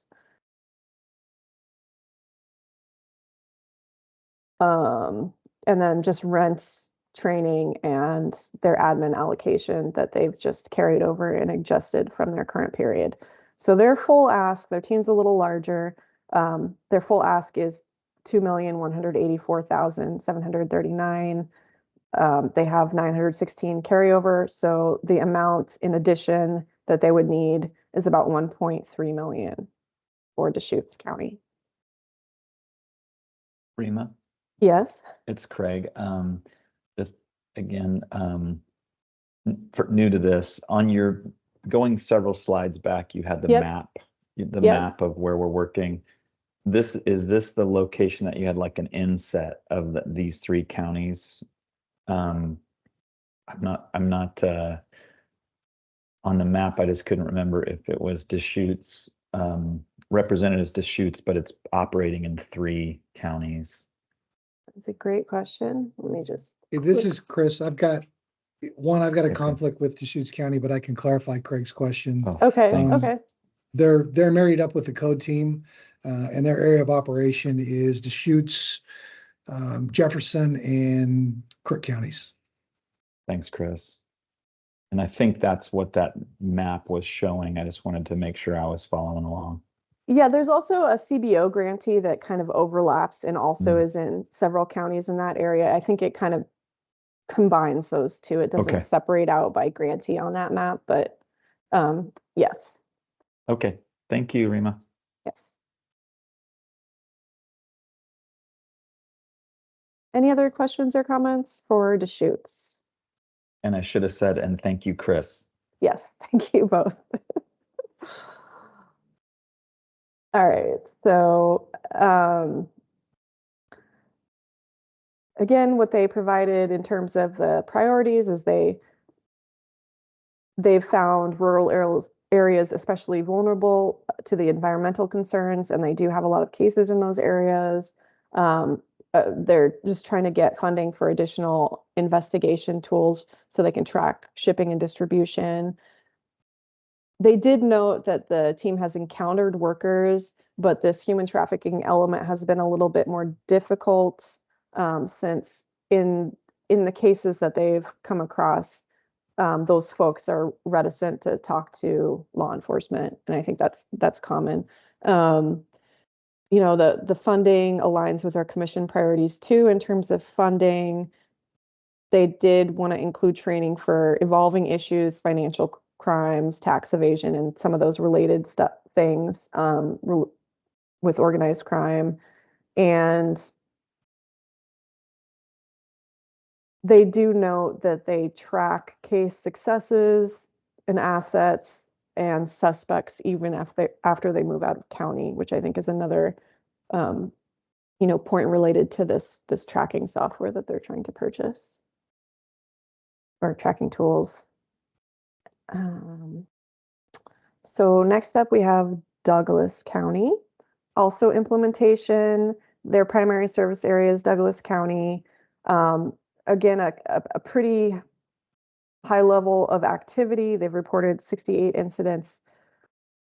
So this one is a little bit unique in that they initially asked for overtime and equipment mostly, but their marijuana team was funded by the county. They saw a big increase in incidents So the county stepped in and funded the personnel. Unfortunately, due to an 8 million shortfall, those positions are going to be cut as of July 1st, 2024. So their request is to continue funding the overtime and minimal equipment that they have in their current contract and take on those additional staff people that are already in place, and that will be dismantled if they're not continued. They did want to note that the team has been very successful, but there's still a lot of activity there. And they've seen DTO activity from all over the world. So getting into their budget request, their amount that they're requesting of new funds is a little bit higher. So they want that 1.6 million for those picking up those personnel positions. And then they also are asking to purchase a Connex storage box. Everything else kind of falls in line with their current budget. So the total that they're requesting is 1.7 million, taking out that 45,500 around 45,500 for the carryover. Their request for the remaining period is about 1.7 million. So this is another one too where their current contract is kind of winding down in terms of expenditures. So they've got a couple of situations at play. And Craig, looks like you have another comment and question. Just question. And so the $8 million shortfall you mentioned, just to clarify, is that a county-wide Yes. shortfall? Okay. And so in our slide here, the expansion, it shows as an expansion of 1.6. Yeah. But this is really, they started it with county funds. So it's new is that what that's showing? It's new to the our grant, but they're not a new team. Thank you. They're going to lose their current team in place, but it's new. The positions were not previously funded by this funding stream. Okay, thank you. Yep, you're welcome. And it looks like Shannon has a hand up as well. Yeah, I'm wondering if you could remind me, when the original grants or the last round started, would 1.5 as a request been in line with the dollar amounts? I mean, I know it really varied. It was 200 for some folks, 500 for some folks. Did we have counties that were asking for dollar amounts in the 1.2 to 1.8? Yeah, so for example, Polk Yamhill, their contract's about 1.7, and we have ranges from below that to and this is kind of a high activity county too. If you look at it, they've had 68 incidents reported. So it's definitely in line with similar counties. We have requests up to over 10 million for Jackson County. So there's a range. This, I think, is appropriate for this county size compared to others. Great, thank you. That's exactly what I wanted to know. Appreciate it. Yep, you're welcome. Okay, so that's the budget request for Douglas. So, in terms of how they align with the priorities, it's mostly a rural county. They've dismantled operations already linked with DTOs from all over the world. And they do have a narcotics canine that has been very successful. They cited him as being involved in 30 interdictions. So, that really helps with investigating those shipments bound for out-of-state locations. And then they mentioned that they collaborate with a lot of different agencies. They're part of the DINT team. So their team really benefits from some of the training and resources that are available there, which is one reason for their success. And they definitely track all their cases in line with the commission priorities. So that's Douglas. And Coos County is up next. So they're a newer grantee, still in their implementation phase. They're part of CINT, the South Coast Interagency Narcotics Team, and their service area is Coos, Curry, and Western Douglas, so primarily Coos. They've seen some incidents, especially recently. Their incident counts have gone up as they kind of took a little bit of time to get established. And what they're requesting is to continue funding for the current team. I want to note here that their initial application, they had some miscalculation. So this includes benefits and increased costs not factored into the original awards. So some of those like union increases and whatnot that they didn't factor in initially. And then they added an analyst to expand their task force capabilities. They wanted additional training and then to purchase equipment and supplies and interpretation services. So here's a breakout. So because there was that kind of miscalculation, I put most of the personnel costs under this maintenance category. The only one that's kind of pulled out into expansion is this 0.15 analyst position. The interpreter services are new, and then they're requesting some new equipment like the truck, some investigative software, and some different equipment. Their initial request was pretty bare bones. If you look at the approved column, it was very minimal. So a lot of these things are pretty typical, but they just weren't included, which is how they ended up in the expansion column. They're requesting some rent and utilities that they didn't factor in initially. And then, you know, the other costs, the training and the admin were consistent with their previous request. So the total they're requesting is $602,145 about. They're really close to the end of their contract too. They've only got about $19,000. So the request they're making is $582,904.12.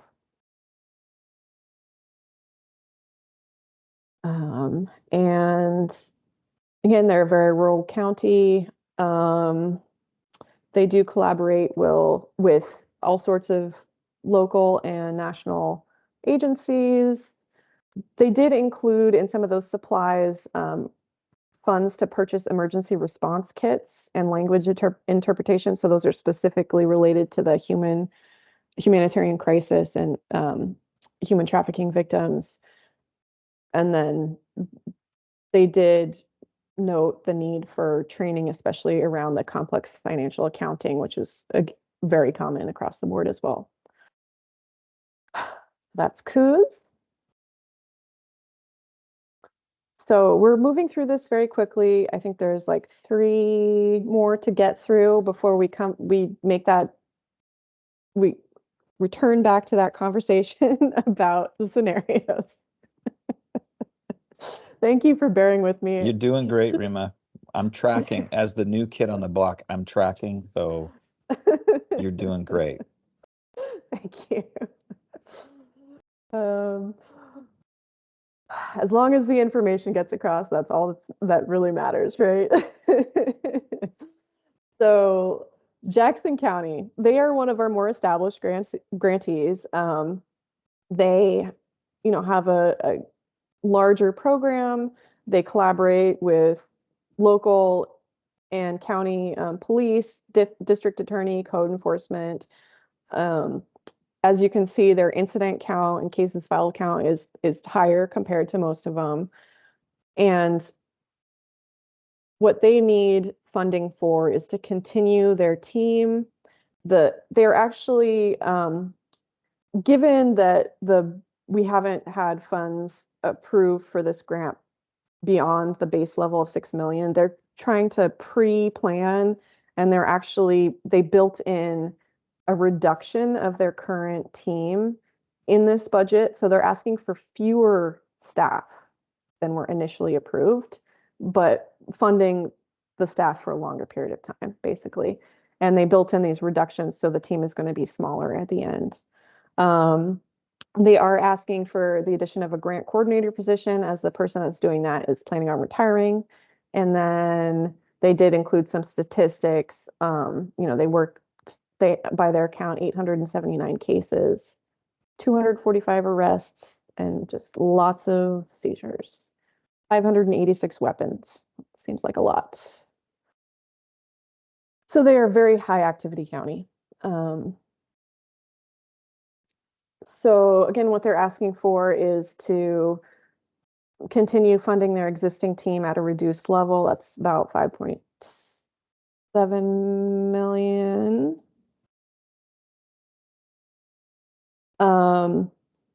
Adding that grant coordinator position, and then purchasing a skid steer trailer, some surveillance that weren't in that initial request. And everything else kind of continues their current and just extends it to the end of the grant period. So in total, they're saying their need is about 6.7 million to get to the end of the grant period. They still have about 4.4 in the bank. So the amount of need that they have is about $2.4 million. And most of that's in those personnel costs.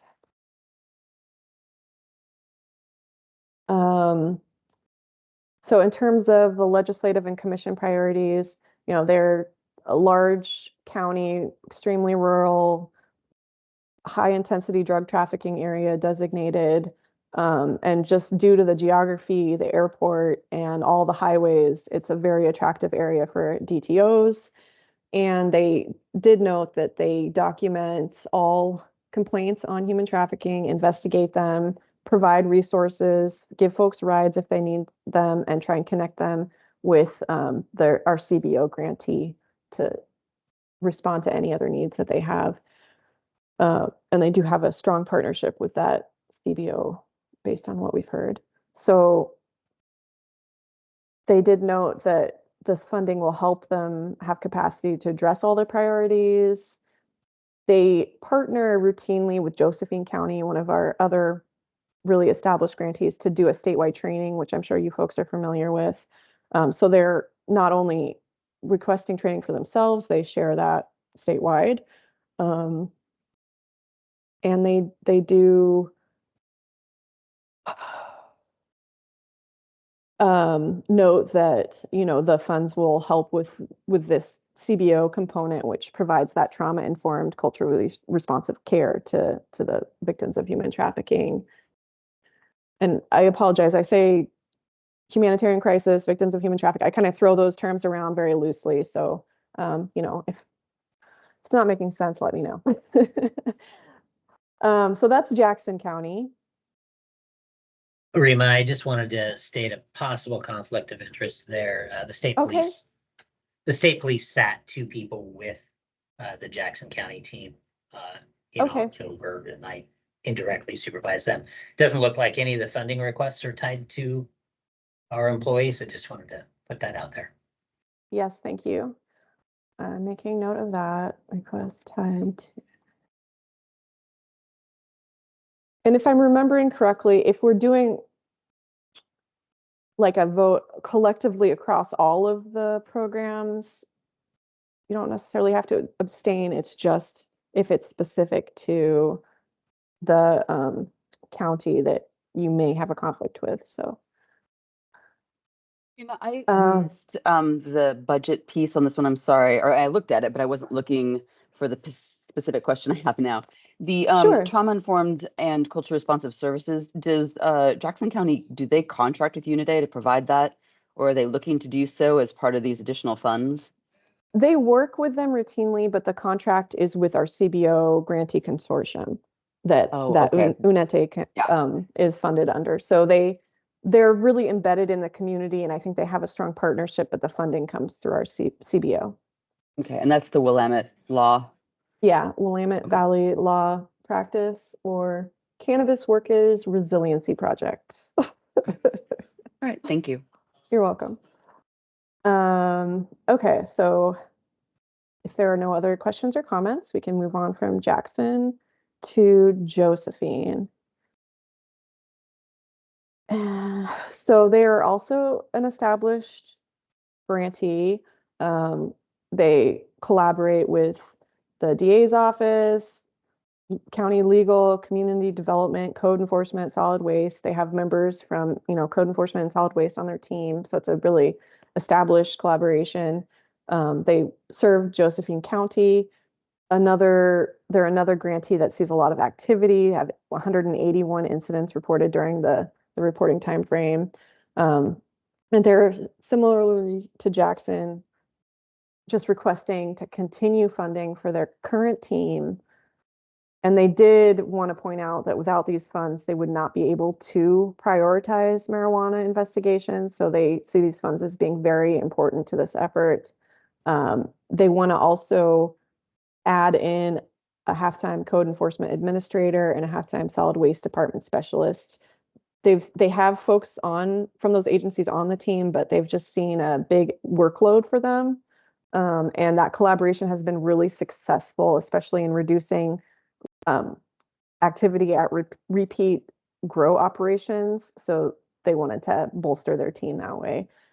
And then just continue supporting the team with the equipment and investigation tools that they need.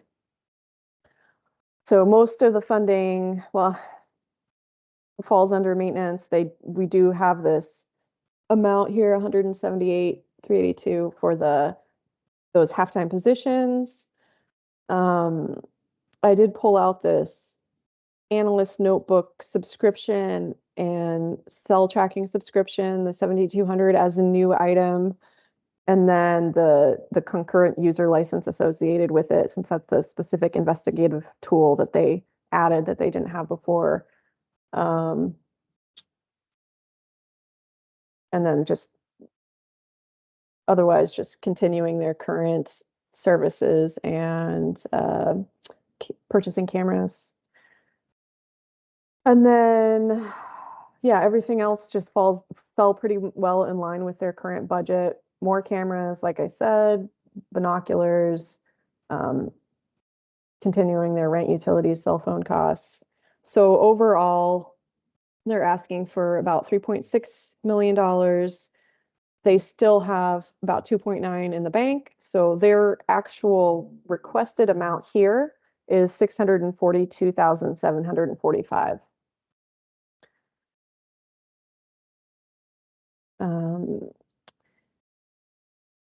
Similar to Jackson County, they do host this annual training that helps support the commission priorities and provides training to other agencies statewide. They're a rural county.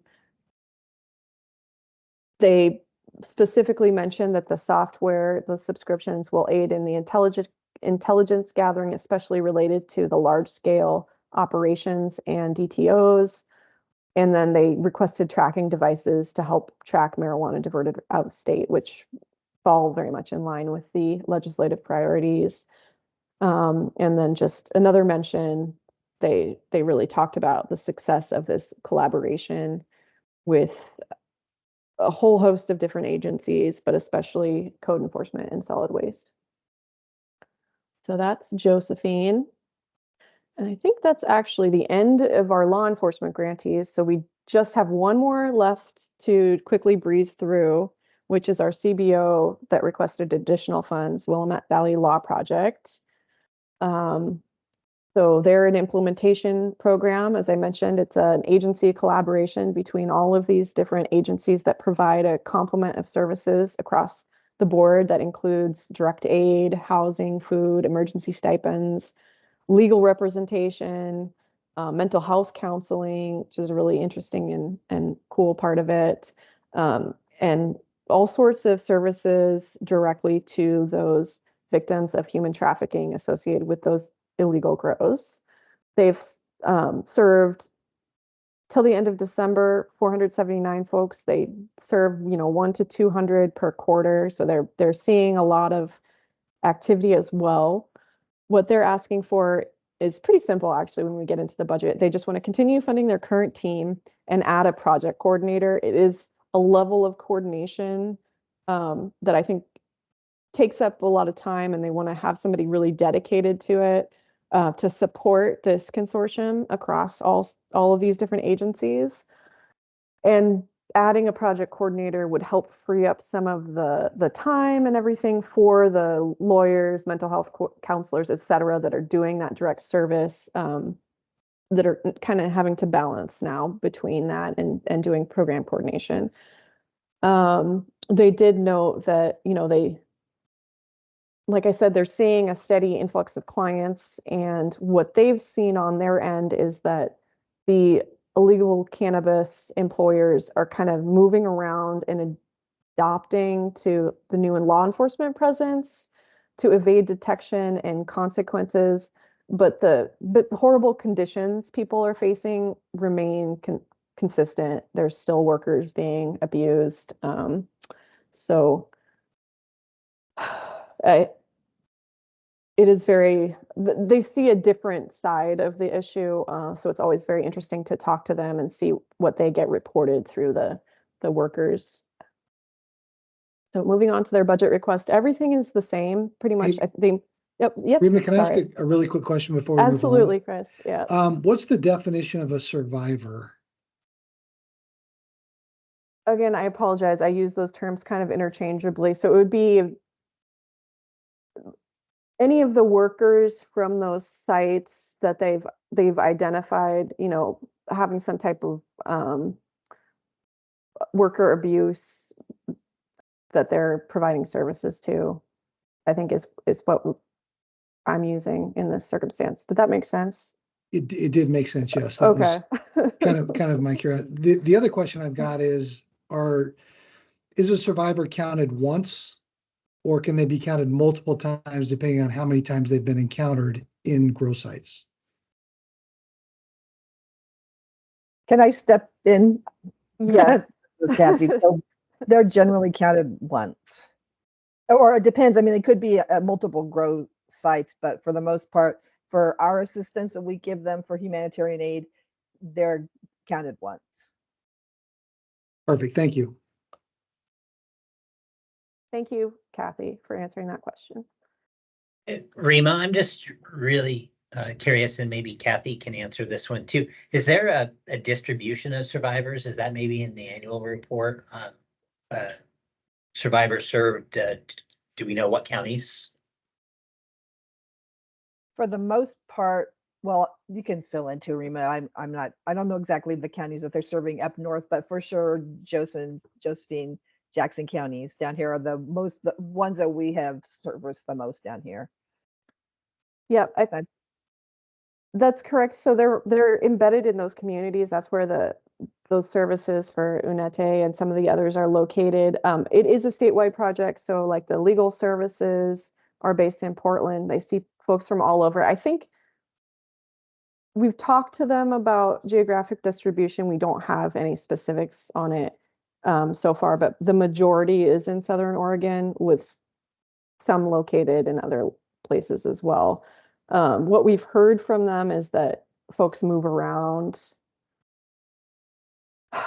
So yeah, I think that's another open question that we'd love to get more specifics on. These are primarily Southern Oregon, but I think it's all over. When the last time I checked in with that project, she was kind of talking about how they're just constantly changing, and this is kind of an invisible group, and it's probably a lot more widespread than we're even aware. I think in terms of the services that they provided, primarily Southern Oregon, need is everywhere. And can I just, okay, I'm gonna send out a call for help. I don't know the name of the man who is the head of the sheriff's League of Sheriffs or whatever it's called. I don't remember what the name was, but if you could help, we want to expand to other counties, but we don't exactly know who the key players are in those counties. So, or how we can set up, relationships with those sheriff's departments. But we're very interested in doing that. If we can get a list of names or emails or something like that from one of you, it would really be helpful.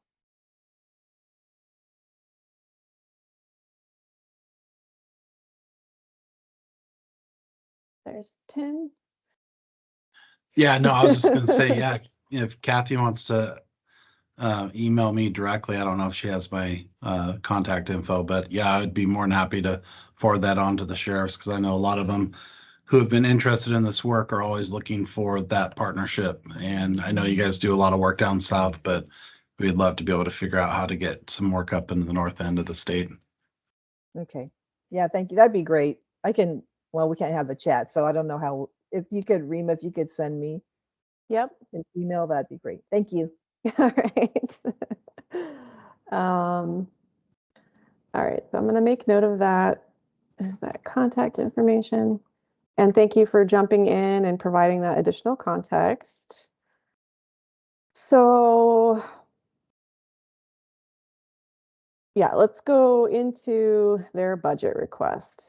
So as you can see, really the only change is adding this project coordinator for 127,925. Everything else, like they shifted some funds between categories, but they're not asking for anything new in the other categories. So it's the total that they need to run the program till the end is about 4.5, subtracting out their carryover. The only difference is that 127,925 for the coordinator. And that is the end of our requests. So just to talk through briefly how their priorities line up, you know, they're really focusing on priority number 5 and the humanitarian crisis. Again, this full-time coordinator will help them expand their efforts and increase the capacity of current staff to serve more victims, survivors, workers. And they're very much in line with the commission priorities. They're currently coordinating with law enforcement, and they work closely also with Oregon Bureau of Labor and Industries. I think that, and they do a lot of education and advocacy around this with different groups like BOLI, just to help them understand the kind of specific issues that those vulnerable immigrant workers face in terms of, you know, getting assistance for that illegal work and getting paid for what they did and all of that. So they do a lot of work in that area as well. So yeah, that's the summary, a quick run through of all the requests, just to reiterate again. So the total is about 9.3 million. If we break it out to those categories, maintain program or expand program. And again, this maintain program includes those funds that are getting carried over from their current contract. So they're asking for about 10 million, or sorry, 20 million to maintain the program, about 3.8 to expand, subtracting out their current funds, the total is about 9.3.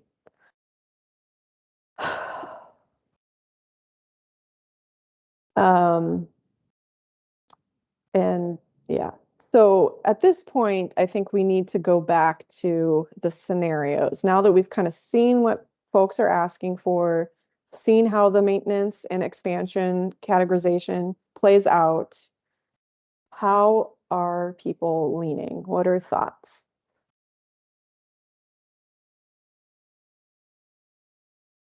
So I just had one quick question because I was jotting down different notes on different applications. So on the Polk County, Okay.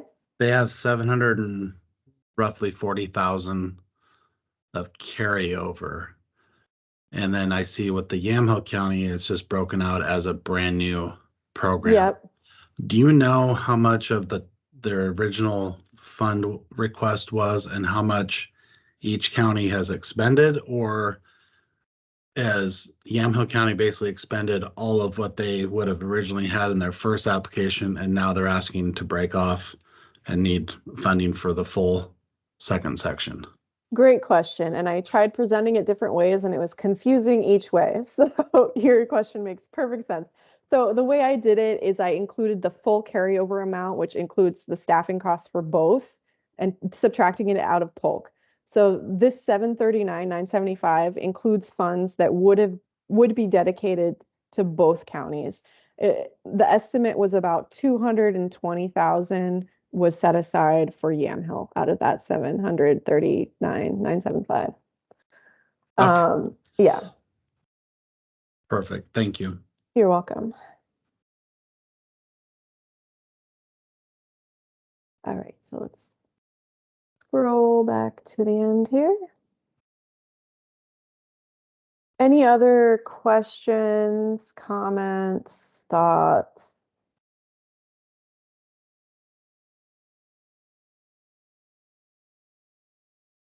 Well, I I'll would- go ahead and comment. Oh, sorry. Yeah, go ahead. Sorry, Tim. There you go. I think every funding request is reasonable and needed. And I have no reservations about any of them.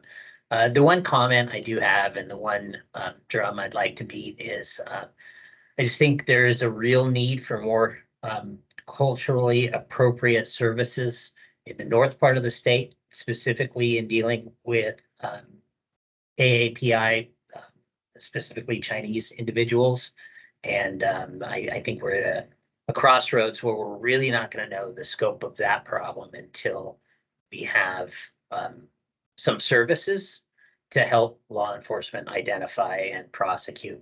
When it comes to proving that force, fraud, or coercion needed in labor trafficking, or even when it comes to indentured servitude or the enhancement factors that we have for Senate Bill 326, the living factors and those kinds of things. It's going to be really important to have a wide variety of different cultures represented in the services we have from the CBOs. So other than that, I like all the funding requests. Okay. Yeah, thank you for bringing that up. And I have made note of it. And again, maybe we can, depending on how the conversation goes, just revisit that when we get to the RFGP portion of the conversation. This is Chris. I'll jump in also. Yeah, I think they're all appropriate. I think the funding model that you put together is also appropriate. I do note though that some of the enforcement teams, which caused me a little bit of concern, have a number of incidents with zero prosecutions, zero cases. And I'm curious if you know anything about why that is and how that might play into funding decisions. Yeah, so I think I mentioned it initially, but just to make sure we're all on the same page. So when they report the cases filed, it's in their quarterly reports when they're reporting the incident counts. And in a lot of cases, what we've heard is there just hasn't been enough time for that case to even necessarily be assigned a number, be accepted. So I think it's more of a timing issue that we're trying to kind of figure out. We've been working on revisions to the quarterly reports, which give the option of folks going back in and adding information later to a specific incident, which is a little difficult with the forms now. So we're hopeful that we'll get more updated information. When we do our report, we take all the case numbers that are given to us, and those are what we can kind of follow up on. But again, I think it's just a timing issue that we're trying to figure out. Like a lot of times we'll get the spreadsheet back and it'll have like the incident and it'll say it was forwarded to DA, not assigned number, or no update or something like that. And we just haven't had the capacity to go back and try and link them, if that makes sense.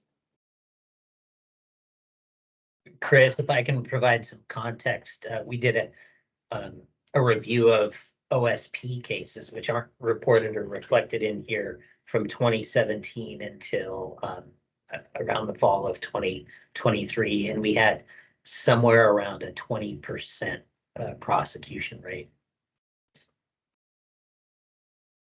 Yeah. Thank you. Yeah, you're welcome. And great question. So another challenge that we're trying to work around. So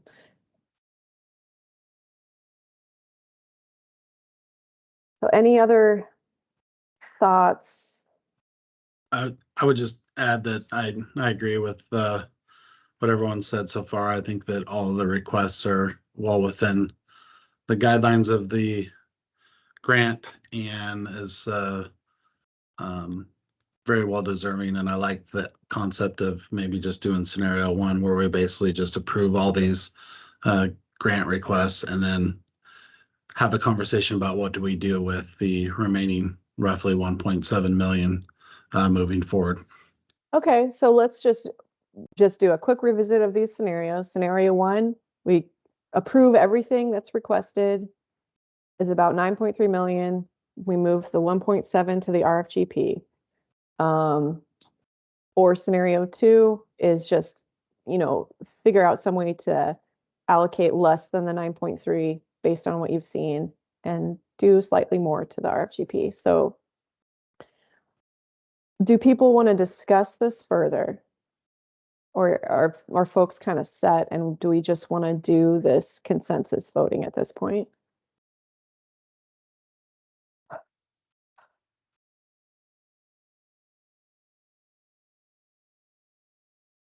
I vote for consensus vote on scenario 1. I second that. Okay.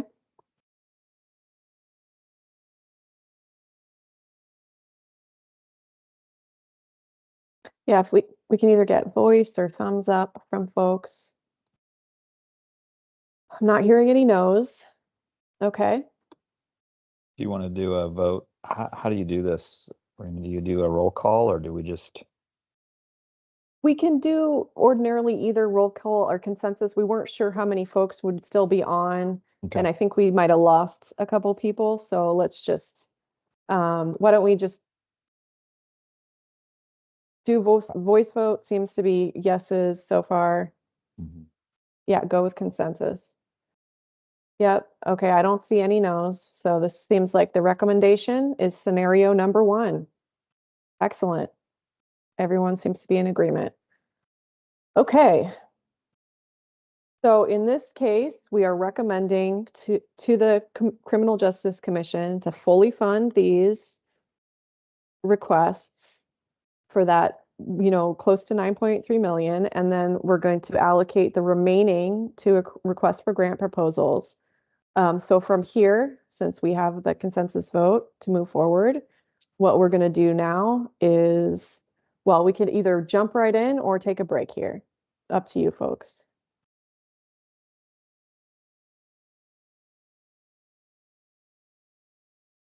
I'd be up for a break if we're going Okay. to go up through lunch, maybe. I don't think it's going to be a super long conversation. Just Okay. depends on the RFGP, but I'm very happy to take a quick, 10-minute break and then come back to it. And then still break at lunch. I mean, if we're going to break at lunch, I can go through. I just didn't know. So we're on slide 75 of 81. We're coming close. Basically, what we need to discuss now, since we've made this decision, is just the priorities for the RFGP and next steps. We can just Oh, yeah. roll right into it. Let's keep if you going. want. Yeah, that's Okay. great. All right, sounds good. We do have public comment period, so we're just going to pause briefly for a minute and see if anyone has public comment that they would like to share now.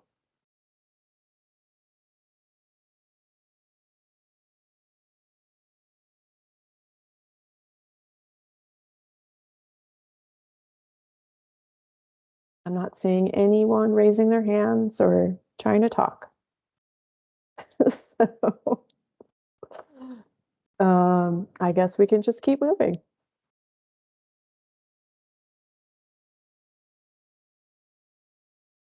So given that there's no public comment, we're just going to jump into the last point of discussion, which is this request for grant proposals for the remainder $1.7 million. At this point, what we want to focus on is just which, we have these mandatory priorities that we've kind of been talking about throughout the legislative and commission priorities. What we want to discuss now and try and figure out together is, are there any other priorities that you folks think we should consider when we're looking at requests when we're looking at applications for this request for proposals? So this, I think, Tim, is where and Tyler and everyone else, where your comments about maybe focusing on CBOs or getting more priority for northern areas or something like that could be added to the existing priorities. So some of the ideas are listed there, but that's certainly not all inclusive. Do folks have anything else that they think should be included as a framework for how we look? And I see Kathy has her hand raised. Can there be a percentage of the remaining funds earmarked just for CBOs? Is that, because that's kind of how it was in the beginning when that initial 26 million or however much it was came out. So I'm just curious if that's possible, because that, I think that would help alleviate some of the, I mean, having that as a priority would help more CBOs apply. And especially because, especially like we're the ones who are getting the intel that we can share with law enforcement about people who are, you know, because they're showing us pictures of, you know, people that they've had on WhatsApp or their phone. They're giving us phone numbers that they're not willing to give, especially at a bus. They're not willing to give law enforcement that information because they don't know who's watching, right? Right. And so when they come into us one-on-one, that's how we're able to get a lot more of that information that I think has been helping law enforcement down here, you know, proceed with their investigations. So I would hope that the percentage of that money could be earmarked for only for CBOs. We can definitely recommend that. The commission is, of course, the ones that make the final determinations on all of this, but we can absolutely put that forth as a recommendation, either just generally to include some unknown percentage or to specify a percentage. And I see Shannon also has a hand up, or two hands Thanks. up somehow. Oh, well, good. I had two things to say. Now, I just really wanted to echo what Kathy said. I think it's really important to have a percentage for a lot of reasons, but one of the biggest ones being it also eliminates the concern that there is competition, right? If the organizations, the CBOs, Willamette Law, if they are reaching out to other jurisdictions where they aren't currently working or don't have a very Bureau West presence, and they are seeking out to partner or have an MOU with a sheriff's office or other, I think that what we heard last time we did this and also today is that there's a great deal of willingness and recognition of the importance of CBOs, but that conflict of, well, I really need the money too, that can really, I think, that can kind of undermine partnerships on all. So if you create a percentage, there's no issue there. And then folks can really just get down to the nuts and bolts of the outreach, how's it going to work and things like that, which I think is so important. And there's such amazing work being done in Southern Oregon, and we know there's victims and survivors everywhere else. Obviously, the grows are geographically diverse, and so I think getting more CBOs involved with law enforcement is going to have the greatest impact on, you know, both the communities and the survivors that may be transient and coming in and out of these areas. So I think just percentage is really important. Okay. Great, thank you. Any other comments or suggestions? So just more of a question. Mhm. I would, or I guess maybe a comment. I would at minimum want to make sure that the priorities were in line with the previous application process. So at the minimum, we include all of the legislative priorities and the commission priorities in that application. And then I guess the next question would be is, does it cause an issue with the process if we're in the middle of a grant cycle to add additional requirements on the funding that have already been allocated based off of a prior process, or is that a major issue? So great question. So the RFGP would be specific to folks applying newly. You know, theoretically, our current grantees could also apply, but if they're getting approved for their current request, they probably don't have need to do that. So I would assume that most of them would be new grantees, and they would fall under whatever you know, priorities and restrictions are included in that specific RFGP. And that wouldn't apply to folks that are funded through a different RFGP. So it wouldn't cause conflict with our existing grantees if you added. And we are kind of in the middle of this biennium, but typically it does take some time to get the funds out. So a year and a half or whatever it would be, you know, after the completion of an RFGP process, whatever's left of the biennium. It's not atypical for our grantees to get that amount of funding. It's not ideal, but sometimes it takes a while to get the funds out. So Okay. Yeah. And I would also support the concept of earmarking a specific amount for the private organizations, because I think that's, like they had mentioned, if you're applying for funding and not knowing and you're having to compete against a whole bunch of other law enforcement entities, it could be Yeah. a little intimidating, and they may not want to put the energy into it for the dollar amount. So if we can earmark specific money for that, I think that would be helpful to bring in some additional services that I know we could use across the state. all right. And Tyler has got a hand up now, it looks like. Yeah, I think Kathy had her hand raised. Give my time to her if she wants to jump in. She just took her hand off, so I'm not sure. Maybe that was Perfect. lingering from before. All right. So my only question would be, what was that percentage originally? And is that still the right spot to be at now moving forward? Another great question. So in the previous funding cycle, that special grant cycle that earmarked funds for CBOs, they actually had a dollar amount set aside. So they had 6 million. And at that point, there was the additional 20 million for law enforcement. So, I mean, if we just did a percentage, that's about 23% of the total funds if we lump them all together. But again, they were sort of distinct when they were approved. So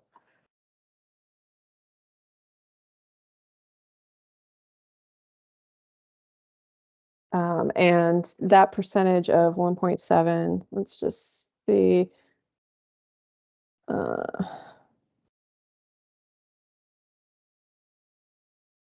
393,000.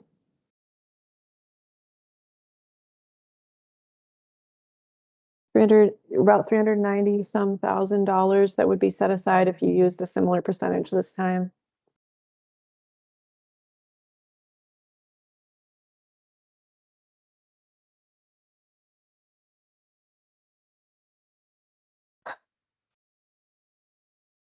So do folks think that that's an appropriate amount? For this recommendation, it's really up to discussion. Well, I'd be comfortable recommending that they earmark at least 400,000, just to make it an easy round number for those entities out of the 1.7. Okay.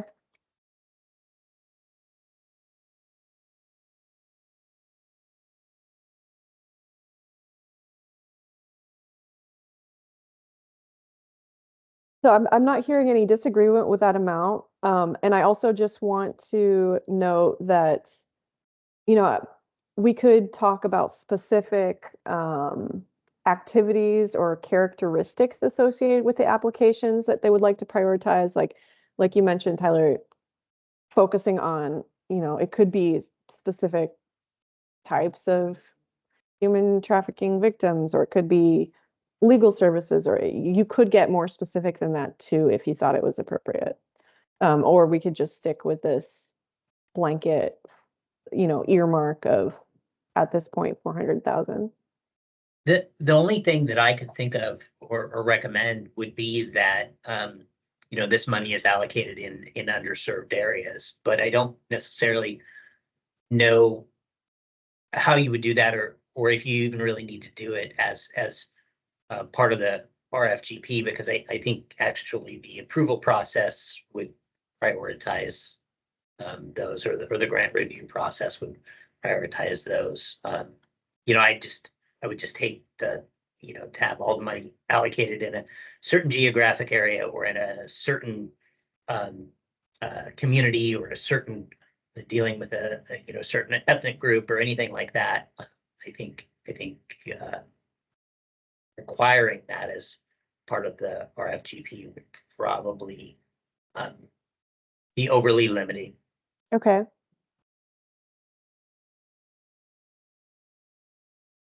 And Kathy and Shannon both have their hands up again, it looks like. Just like this is Kathy, I just like the priority to be on, have a priority as like culturally specific organizations, especially ones that are dealing with a Asian language population.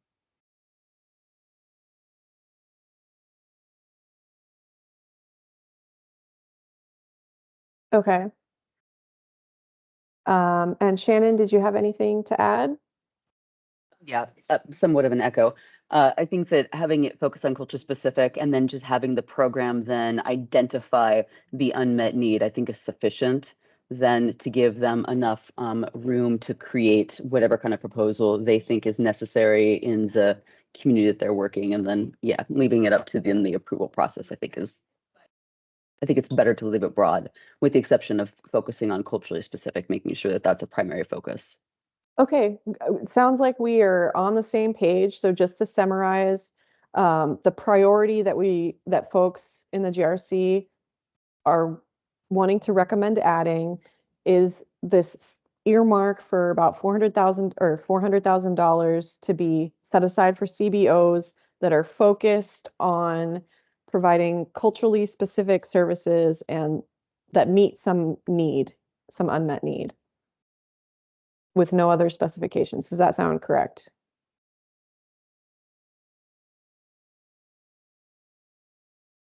I don't see any no's. I'm gonna say that that's a summary. So I don't hear any conversation or disagreement with this number, either the 400,000. So everyone's on the same page for that. Sounds like. Okay, I see nodding. Good. And thumbs up. All right. Are there any other priorities, geographic scope of services, anything else that you guys want to discuss, or is that encompass the main need? Craig, I see your hand up. Yeah, the only thing I'm thinking about is I know that this was kind of a one-time influx of money. And so that timeline intrigues me because I worry about, how we're going to sustain after that big influx. So I just didn't know what you had in mind there as far as timelines and because I think we've all can feel for you and the folks doing the work that we it's great when you get one big influx, but when it's not going to come again, and I'm sure it was related to the COVID time. What is that bullet about timeline? So just curious about sustaining this long term. I love the long term nature of the grants, and I'm just curious about what that bullet meant. Yeah, so in terms of the funding itself, we do have the 6 million that seems to be consistent biennium to biennium. On top of that, we don't know, and that will take additional advocacy to get more money to the grant itself. In terms of the grant timeline, we did kind of make an exception with that huge influx of money to extend those timelines to give folks more. But we're trying to realign everything just across the board on all our programs to be consistent with bienniums. I think it just is, it's hard for folks to wrap their brains around these longer grant periods and to really plan and manage their budgets when they're so long. And on the other side, it's kind of difficult to answer the questions from the legislators, like, is this enough funds, and all those questions that come up if they're not aligned with the biennium. So we're trying to be a little cleaner about that. I got it. So then the plan is then to readjust to get on the state biennial timeline. Yes, exactly. Okay. So these 23-25 funds, the amount that we're recommending to approve for our current grantees, that would end the end of the biennium, December 2025, with their current grant cycle. And for the RFGP, it would also mirror that. It would just be shorter because we have to build in time for the RFGP itself. Got it. Thank you. Yep. That You're sounds welcome. great. Yeah. Okay. All right. So any other questions or comments? I don't see any hands raised.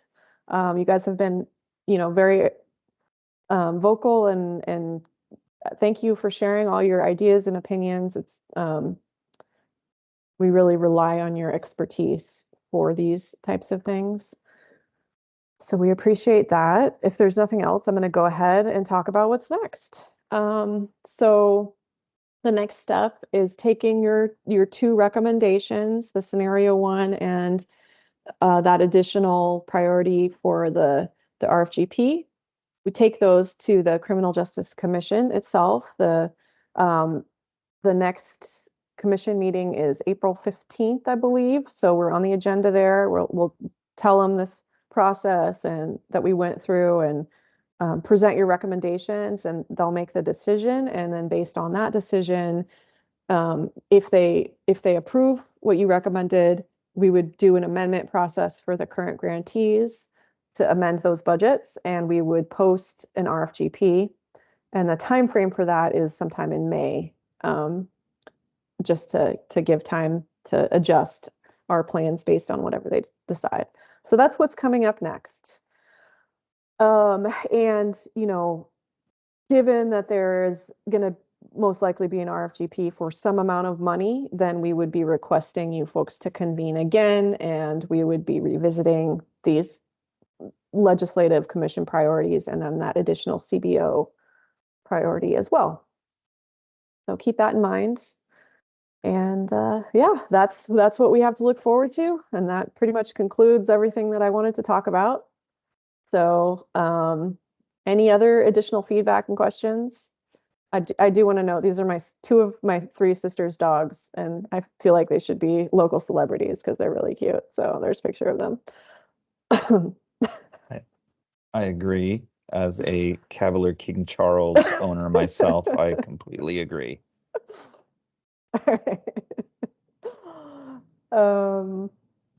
Okay, so we just went right through that, and thank you guys all so much.